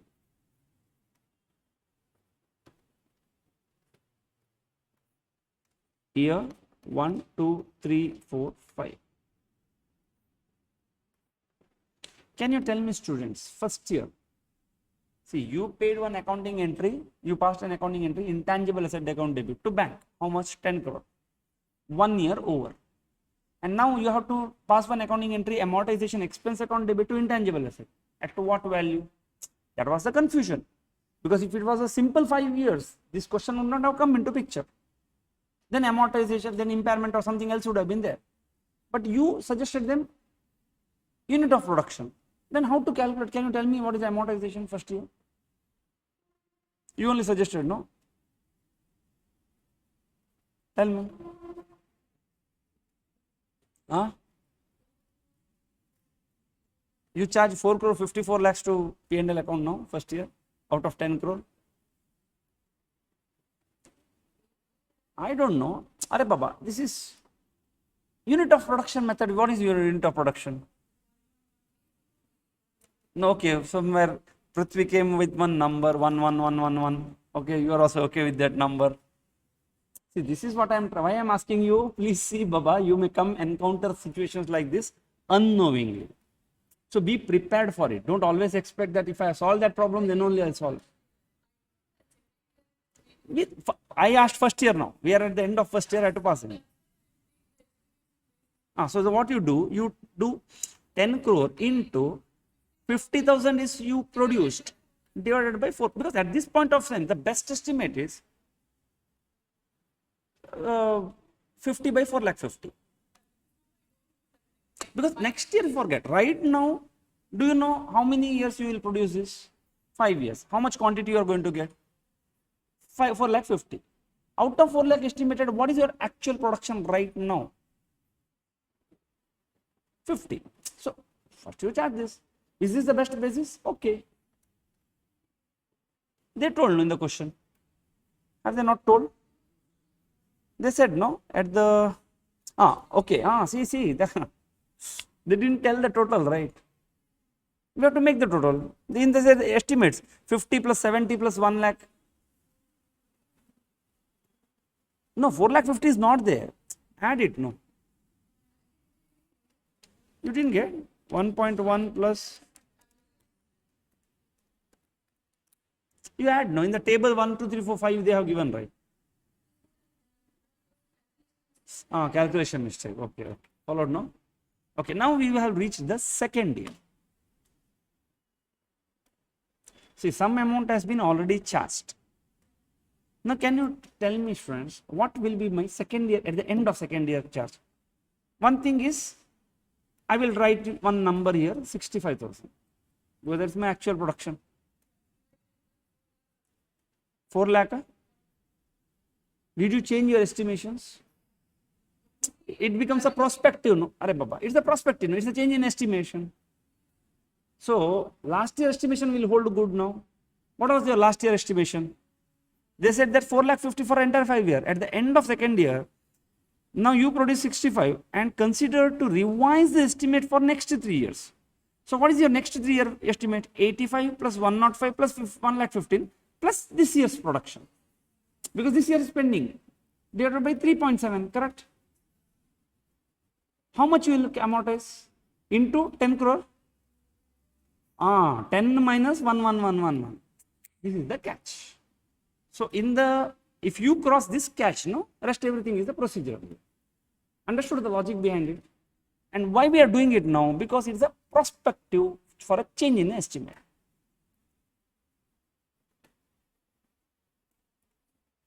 From now onwards, it is very easy. And in examination, what they may do this twist in the third year. Estimate may get changed in the third year. Question is, have you understood this logic? So, first 2 years you will go with your original estimations there, looking what is your actual production. If they don't tell you actual production, you assume that whatever estimated is an actual one. And the third year they will do one ulta.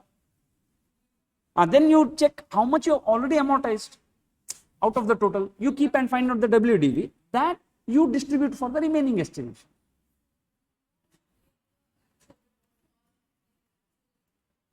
Because I should charge based on actual only, no?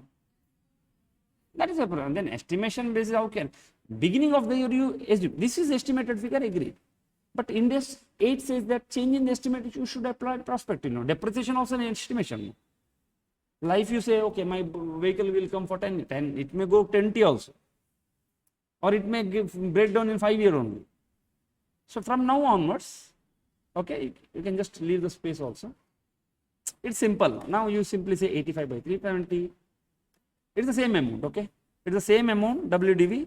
Since there is no change in the estimate, you are going to amortize it equally. And if there is any change,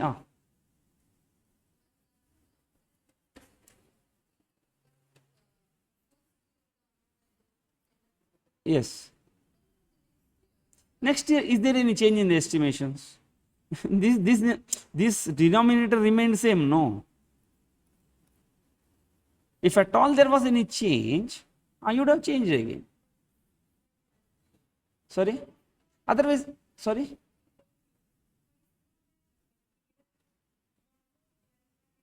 One and this. Then you see, then what happened? No, then the problem happens. What you took denominator, no, it should change. And finally, you have to change the revised now. Every year you have to revise it. And the question is very silent that, so since they didn't tell from third year onwards there is no revision in the estimate, you make an assumption that what they estimated from third year onwards, they achieved it. What was the estimated, that becomes the actual.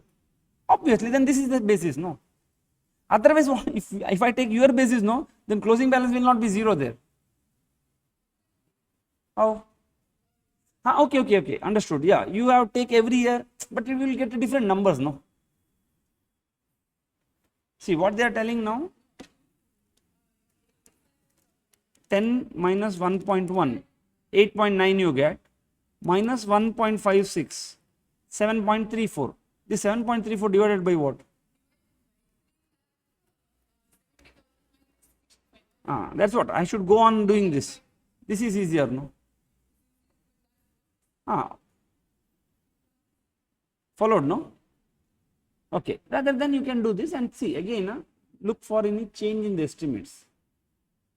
And if you get a bit confused, better don't do this.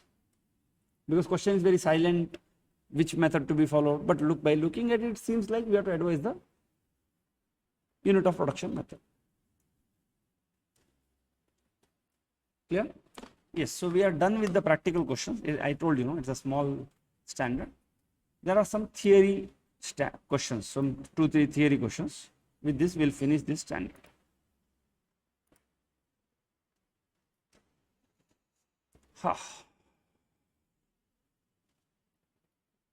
See, as part of the business expansion strategy, KK is in the process of setting up one pharma intermediary business, which is at its very initial stage. It's like a greenfield project. That means you yourself will set up one subsidiary. You don't acquire a subsidiary. For this purpose, it acquired, okay, to do this, it's not a greenfield. You wanted some intermediate business, some setup.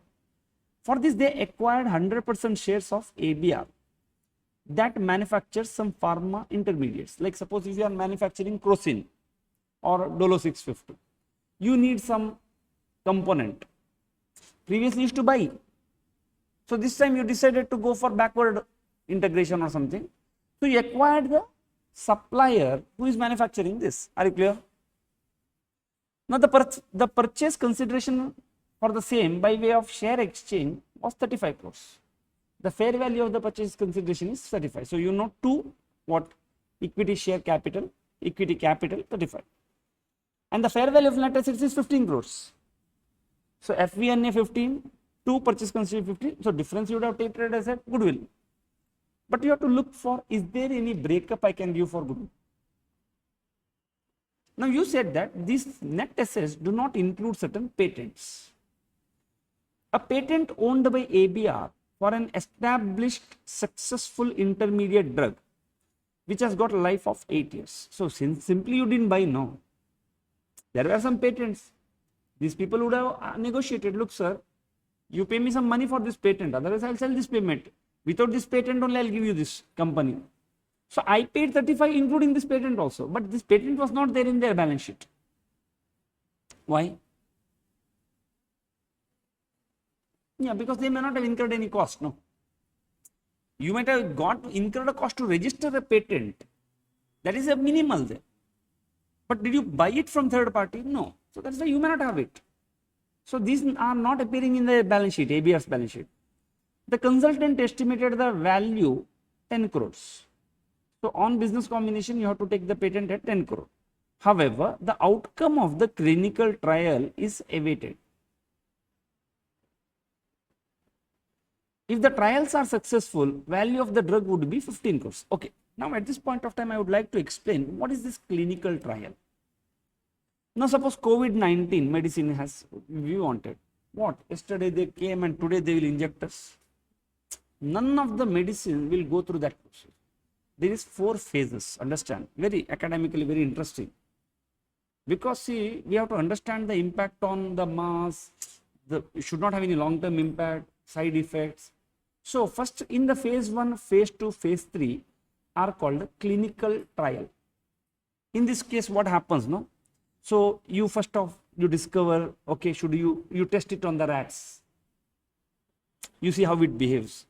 Then you give an advertisement and say, is there any volunteers? We'll compensate you. But you have to take the risk. You have to give the bond paper and all. It is all your risk. Maybe we'll compensate on a trial basis. Now we will check them, how it behaves. Then if it is okay, I will improvise, trial and error. I'll go to phase 2 here. I will take some more people. Now I'll go to phase 3 to check the group behavior, how it works. It's called herd immunity or something. Is this going to develop it? So this is a very interesting process. Now once the phase 3 is over, this is called the clinical trial. Till that time it doesn't come in the market. Then once it is done, they approve for FDA. Okay, your medical association or something. For clinical use. Clinic means our doctor clinic. For their clinical use, that means I can manufacture and deliver them. Clinical trial should have happened. Now you understood the process? See, now this makes more sense to you. Now, after this, doctors will start giving it. It becomes a commercial. But my feasibility and all established at this point of time. Means I know feasibility might have been done earlier, but at this point of time, I'll go to the approval for the mass commercialization. Now what happened here? For the first drug, patent A, the value of the patent is 10, but the outcome of the trial is awaited. That means you have tested it on multiple people. On the day of acquisition, the results are pending. If it is successful, then it is 15 crore. Now, only doubt is, should I take 10 or should I take 15? 10. Okay. Now, let me go to the second drug now. ABR developed a patented new drug which has been approved for clinical use. Understood the difference between clinical use and a clinical trial? You can appreciate it better now. Otherwise, both, for me, first time when I was reading, both were looking same now. Because I didn't have any background of this medical thing. Simple, Google, you go and understand one type. Clear, things are very clear. The cost of developing drug is 12 crore. Based on the earlier assessment of the success, the value are estimated 20 crores. At which value you take over this?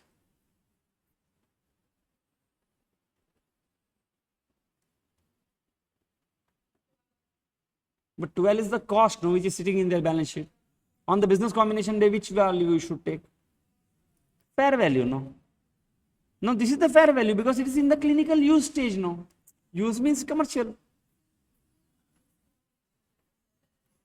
If you would have internally developed it, you would have taken this cost.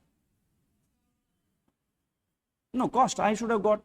It's not my finished, it is my PP, no, it's an intangible asset, it's not my inventory. Followed, no? If you are internally doing, business combination will go with this. Now, ABR's limited, the third scenario.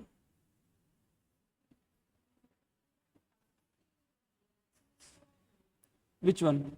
Patent is just, are you selling patents or are you selling the medicines? Develop, then what is your stock is the medicine, no, not this patent, no, are you selling the patent?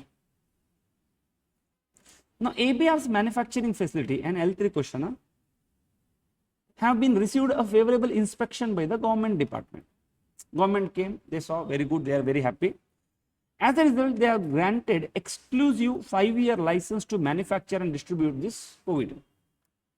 Government is very happy and they give, Baba, right, no? You got one intangible asset now. Other than you in India, nobody can manufacture and sell COVID. Is it your asset?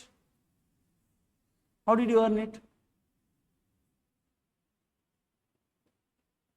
Did you incur any cost to earn that? Might have incurred, that is you leave it somewhere backdoor thing and all, leave that, you cannot account here. Now, if you have got this license through a government, it's like a government grant, no? We have seen 3 scenarios of acquisition. You know, one of the, if you get the government grant, now Ind AS 20 says there are 2 ways to account it. One, nominal value, 1 rupee you show. Or you show at a fair value and start charging expenses. You show the asset also, you show the liability also. Followed, no? Otherwise, both show at 1 rupee. Now, here there is one catch. Different treatment, confusion created by the ICA. Okay, what is that I will discuss. Although license has got no direct cost to the company, its director believes that obtaining the license is an asset to you because it will sure shot give you sales and the value of the same is estimated to be 10 crores. So, either you have got a choice to recognize 1 rupee in your balance sheet, is a grant given by the government, license given, or you can recognize it at 10 crore rupees. But you have to recognize corresponding liability also. Now, KK requested you to suggest the accounting treatment of the above transaction as per Ind AS. Now, in RTP, the grant is recognized as a liability. When in test your knowledge, it is not recognized. One treatment, in RTP one treatment, in study material another treatment. Okay, I will explain that. Okay, they asked me to suggest. What do you mean by suggest? Suggest means you focus here. Okay, so you tell exactly what you need to do. Okay, that's a suggestion. Okay, can you please suggest me or should I take up this? So when you are suggesting, you are telling possibilities, okay, not okay, good, bad, that point of view. Now, let us understand, as per 103, a business combination, you may recognize some of the assets and liabilities which is not recognized previously. This may be the case when it is developed internally and charged related to cost to the expense. So first thing you suggest them, look Baba, their doubt is, can we recognize this? You say yes, obviously. It's not required that acquires balance sheet, it should have been sitting there. You can recognize separately at a fair value and charge. Now based on the following, you can recognize the following separately from this. Patent owned by ABR, yes, you can recognize at a fair value even though it is not recognized by ABR because it is internally generated. Since you are awaiting outcome of the trial, you cannot value at 15 and you have to value only at 10 crores because you are not certain that you are going to get 15. Yeah, if clinical trial was completed, you could have done that. So extra 5 crore you can disclose as a contingent asset.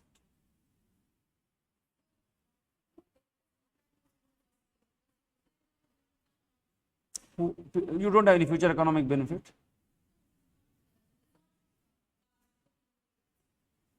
See, when you acquire a patent, will you not get the future economic benefit? If you manufacture that drug, can somebody copy that drug and put your name there?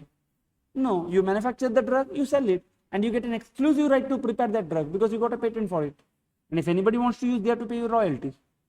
So you got a contractual, this rights, future economic benefit. So in the first question, the doubt is, can I use 15? Can I first recognize? Yes, you can recognize, but you cannot use 15, you have to use only 10. That's it. One small answer you write. Second, can I develop the second? Yes, again you can, as per Ind AS, you can measure at the fair value. Now the patent developed has been approved for clinical use. That's why cost not required. In the first scenario, the patent was not there in the balance sheet of ABR. Can I recognize? Yes. In the second scenario, it is already there in the balance sheet. Am I required to recognize it 12 crore? Not 12 crore, 20 crore. And there is no confusion in the fair value. Are you clear? Now comes all the confusion. Now in this, as per Ind AS 103, grant asset and liability shall be recognized at a fair value. Both you should recognize. It can recognize both asset, which is a license, and a liability of 10 crore to be amortized over 5 years. Alternatively, they give an alternative. Due to absence of any information in the question, fair value of the liability to be considered nil. That's why only asset is recognized and I am going to charge it to the P&L account. So, in the goodwill calculation, how do you calculate? You have to give one goodwill working. Purchase consideration 35. Fair value is 15. How much is the patent now? It is patent 1 plus 2, 30. Will you recognize license rights? Yes. How much? 10. Will you recognize liability? Yes. In RTP they didn't do it, or test your knowledge somewhere they didn't do it. Yes. But they said that alternatively somebody can make it 0. If you make it 0, then this becomes 55 and you become 20. Somebody says, no sir, I will recognize this, it will be 10. Now I have given in a very simple language here, it sounds nice. You open the study material and see, you see one big para there. Okay, how many marks? Next question has come for exam. It's there, no? 8 marks, this question came for your exam. So you have to write all this theory there. Calculation is a very limited thing. So read this and see whether how it has come in the exam. MNR in the process of setting medicine manufacturing. For this, their expansion strategy, they acquired 100% shares of Akash Limited. By looking at this, did you realize that it is the same study material question? But problem is, in study material in RTP, there is an ulta treatment, creating sort of confusion there. People must have started cursing students, ICI, not following one format, not doing same thing. But they know it. They will give this type of thing and they want to find out what you are going to do. The fair value of liabilities were 60 and 50. And this time they say assets and liabilities. Then you have to get net assets. Patent established remaining 6 years life, like 8 years, and the outcome of the trial is awaited. If it is successful, 12 crores. Then you say 12 is not going to take, only 6. Akash developed another drug, cost is 13 crores, but fair value is 19 crores. However, there is no active market for this patent. This is one extra addition. Now tell me what you are going to do now. It was not there in the study material. First part of the question is same. The trial for the same, if the trial is successful, this is perfect, ditto copy. Now if you see in the second part of the question, they added one extra sentence which is not there in the study material. And what you will do now in the exam? Impact? If it is not having active market, what is my estimated market value? 13 LT.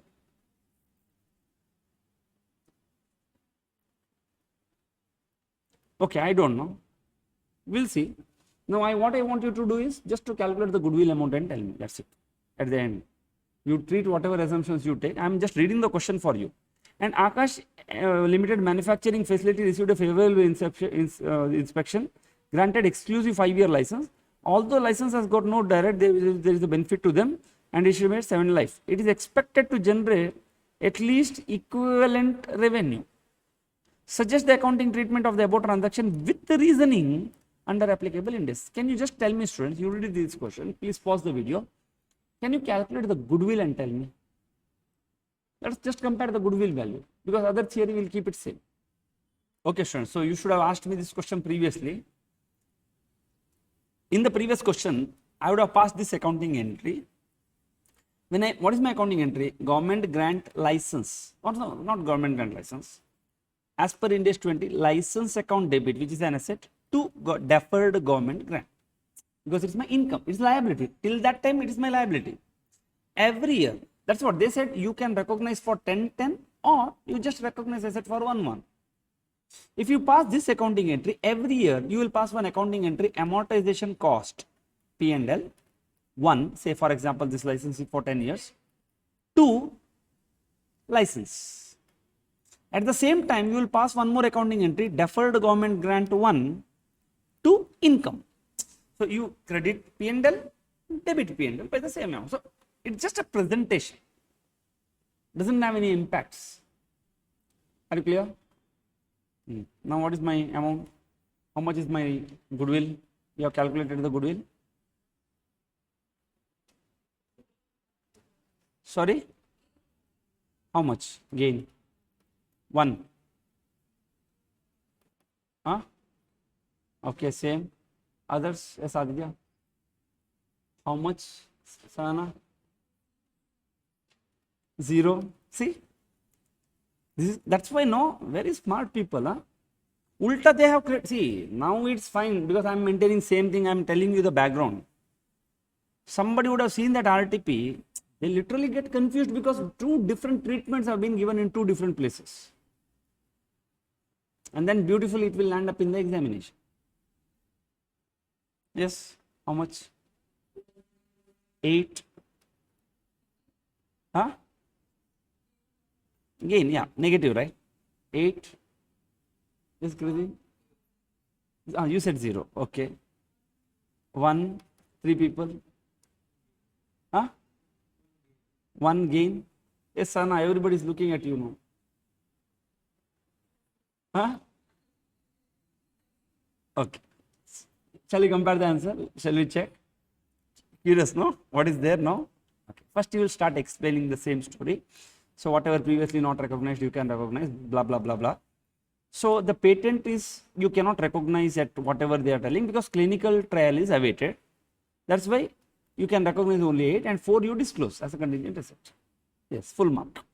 Now, as per, see, one thing they added one sentence here. There is no active market. Did you really understood what they have added it for? What for? So, what is the fair value? See, there is no active market. That does not mean this doesn't have a fair value. Then if you don't have an L1, then you find out L2 inputs. No. Like suppose you are a Reliance Industries. What is the fair value? You know, you open the newspaper, you get the fair value.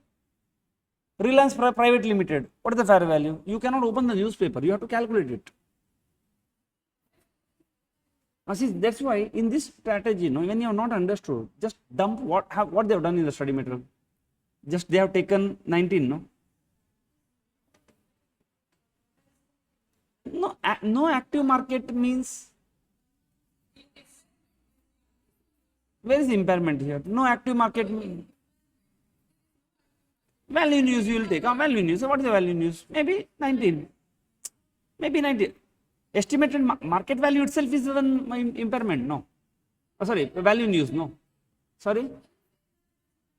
We can take, but we don't have any information. No. So this is the 19. Simply, see, my point to tell you, in exam, they may do like this.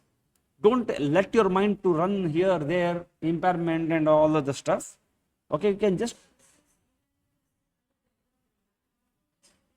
that's what, no, you, so what, if I have to test for impairment, what is my recoverable amount here, Baba? What is my book value? And whom, in whose books they asked you? Suggest the accounting treatment in the books of MNC, no? Or did they ask you test impairment in their books? See, when you would have acquired, you had acquired at 19 only, no? Chalo, for them also, is the impairment applicable? Their book value is 13. Book value is more than, less than their recoverable amount. They will do, but when I recognize, will I take at cost or will I take at the fair value? I am MNC, right? In the books of MNC, you have to suggest, no? This is what they do. This is what I want to tell you. So they will want to take your mind into different angles, this analysis, that analysis. Follow, no? Don't fall trap. Don't understood. Do you remember this question? Just to do what they have done in the study material. Worst case scenario. Your chances of you getting full marks is very high if you just copy the study material there. Rather than, Baba, I am giving you, I am telling you, please mark this question important, you see this important. How many are there? No, Baba, see, when you do revision, you understand it, I am telling you, please trust yourself.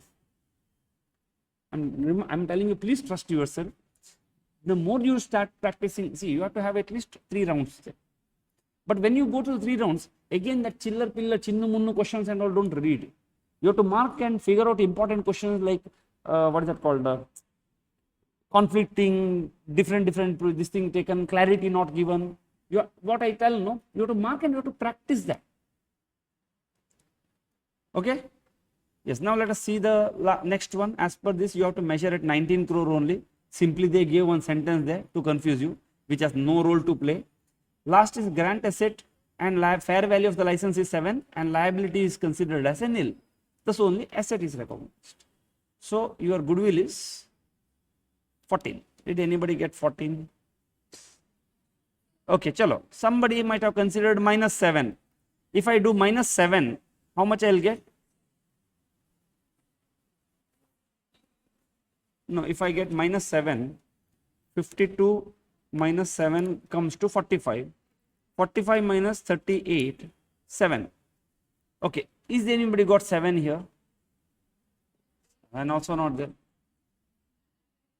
You see, I am okay with either 14 or 7. Now tell me, whoever got 0, whoever got whatever 8 or whatever, how did you get this number? One you got because of the 13. So you fell into the trap, no? Very good. Super. Then gone, no? Gone. See that mark gone. See, you missed that point and you missed the last goodwill calculation also. Just because of one sentence. What happened? Which one? License? You both you didn't add. No, then also you should have got. No, 18 plus 27 should have been 45. Minus 38 should have been, okay, maybe calculation mistake there. That is what, no, they gave you one license, no. In suggested answer, if you see, they didn't add it. If you go to the study material, they have added it. If you go to the RTP, they didn't add it. And they said somewhere alternatively you can consider it as a nil. I hope, see students, I have given you sufficient clarity. See, sorry? You didn't add it. Okay. Understood, no? Okay. So this is the 8 marks. Your 8 marks is a stake and you may end up maybe 2 or 3 marks. Just because of one sentence. And just because of one mismatch in RTP and study material working. Clear? Yes. Next, again, one more examination question. As part of the business strategy, they are in the setting up of healthcare intermediate. Oh, one more time for 5 marks. The process is initial stage, 100% ordinary share. The purchase consideration is by way of share exchange. Did you take this liabilities, students? Net assets 68 minus 50 or taken? No. Okay. The purchase consideration is by of exchange. The fair value of net assets is 750. Now, patent established for successful intermediate drug remaining 10 years of life. Consultant estimated 500. Clinical trials 750. Developed the patent for vaccine which is approved for clinical trial. They felt very, chalo, let us give one more time to the students. How many marks? 5 marks. Based on early assessment, so and so. Can you suggest the accounting treatment? Now you should jump, no? What is my goodwill?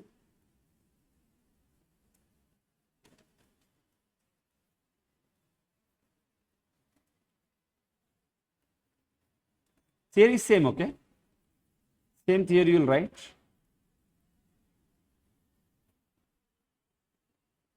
Yes, Vishnupriya, how much is my goodwill?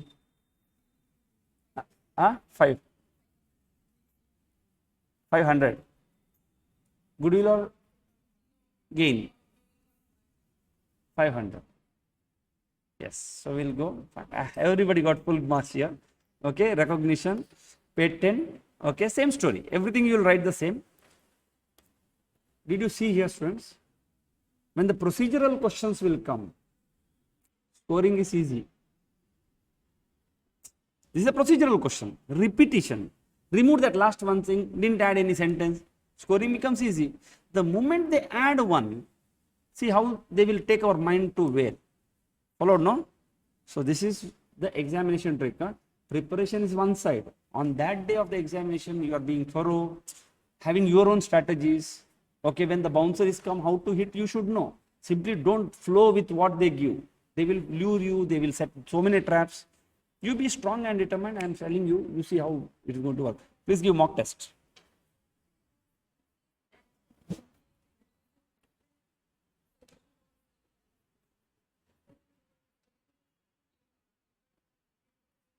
What is the objective you are asking? What is the objective? See, there are two things, students. One objective is when you see one answer in different way, you lose the format or a track. Otherwise, there is one pattern comes. With the pattern, you learn fast. Followed, no? The moment your format changes, you have to work more to think. Ultimate objective is whether I give you this way, whether I will give you this way. You should be in a position to do. If they set a format, which I am doing here, which I am telling you, see my format, if you see all the three answers I gave in a single format. Now what happened? No, your learning becomes fast. In their process, learning becomes very slow because you have to understand it, grasp it, spend time, write it. Followed, no? Mine is not required. You understand one. By second, you understand. Third, you know it, what exactly it is. So, I am making you put less efforts, which is not correct. ICA is making you to put more efforts, which is in principle correct. Followed, no? This is the objective. They want you to work hard. See, student, again, I have told so many times, there is no reservation. Okay? There is no mind that intentionally somebody will stop you. See, in competition and all, somebody will try to pull our leg by doing strategies, by bad mouthing and all those things. Here there is nothing, no. Message is very clear. Perform, and they don't know each other. Perform clear. Who is going to stop you? That's a very fundamental message. This is what I believe. Since there is no one to stop me. See, if suppose instead of this, simple thing I'll tell you. You want to become one movie star. How many people's leg you have to fall? How many people's leg you have to fall? See, here you want to clear. Whose leg?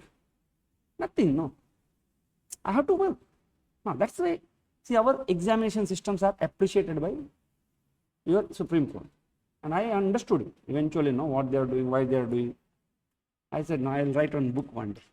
Okay, so this is all about this. There are part 2 questions. At this point of time, I don't want, because again, it will change. You will wonder what is this chapter is all about. So after you study everything, please go through the chart part. Okay, so 1 minute.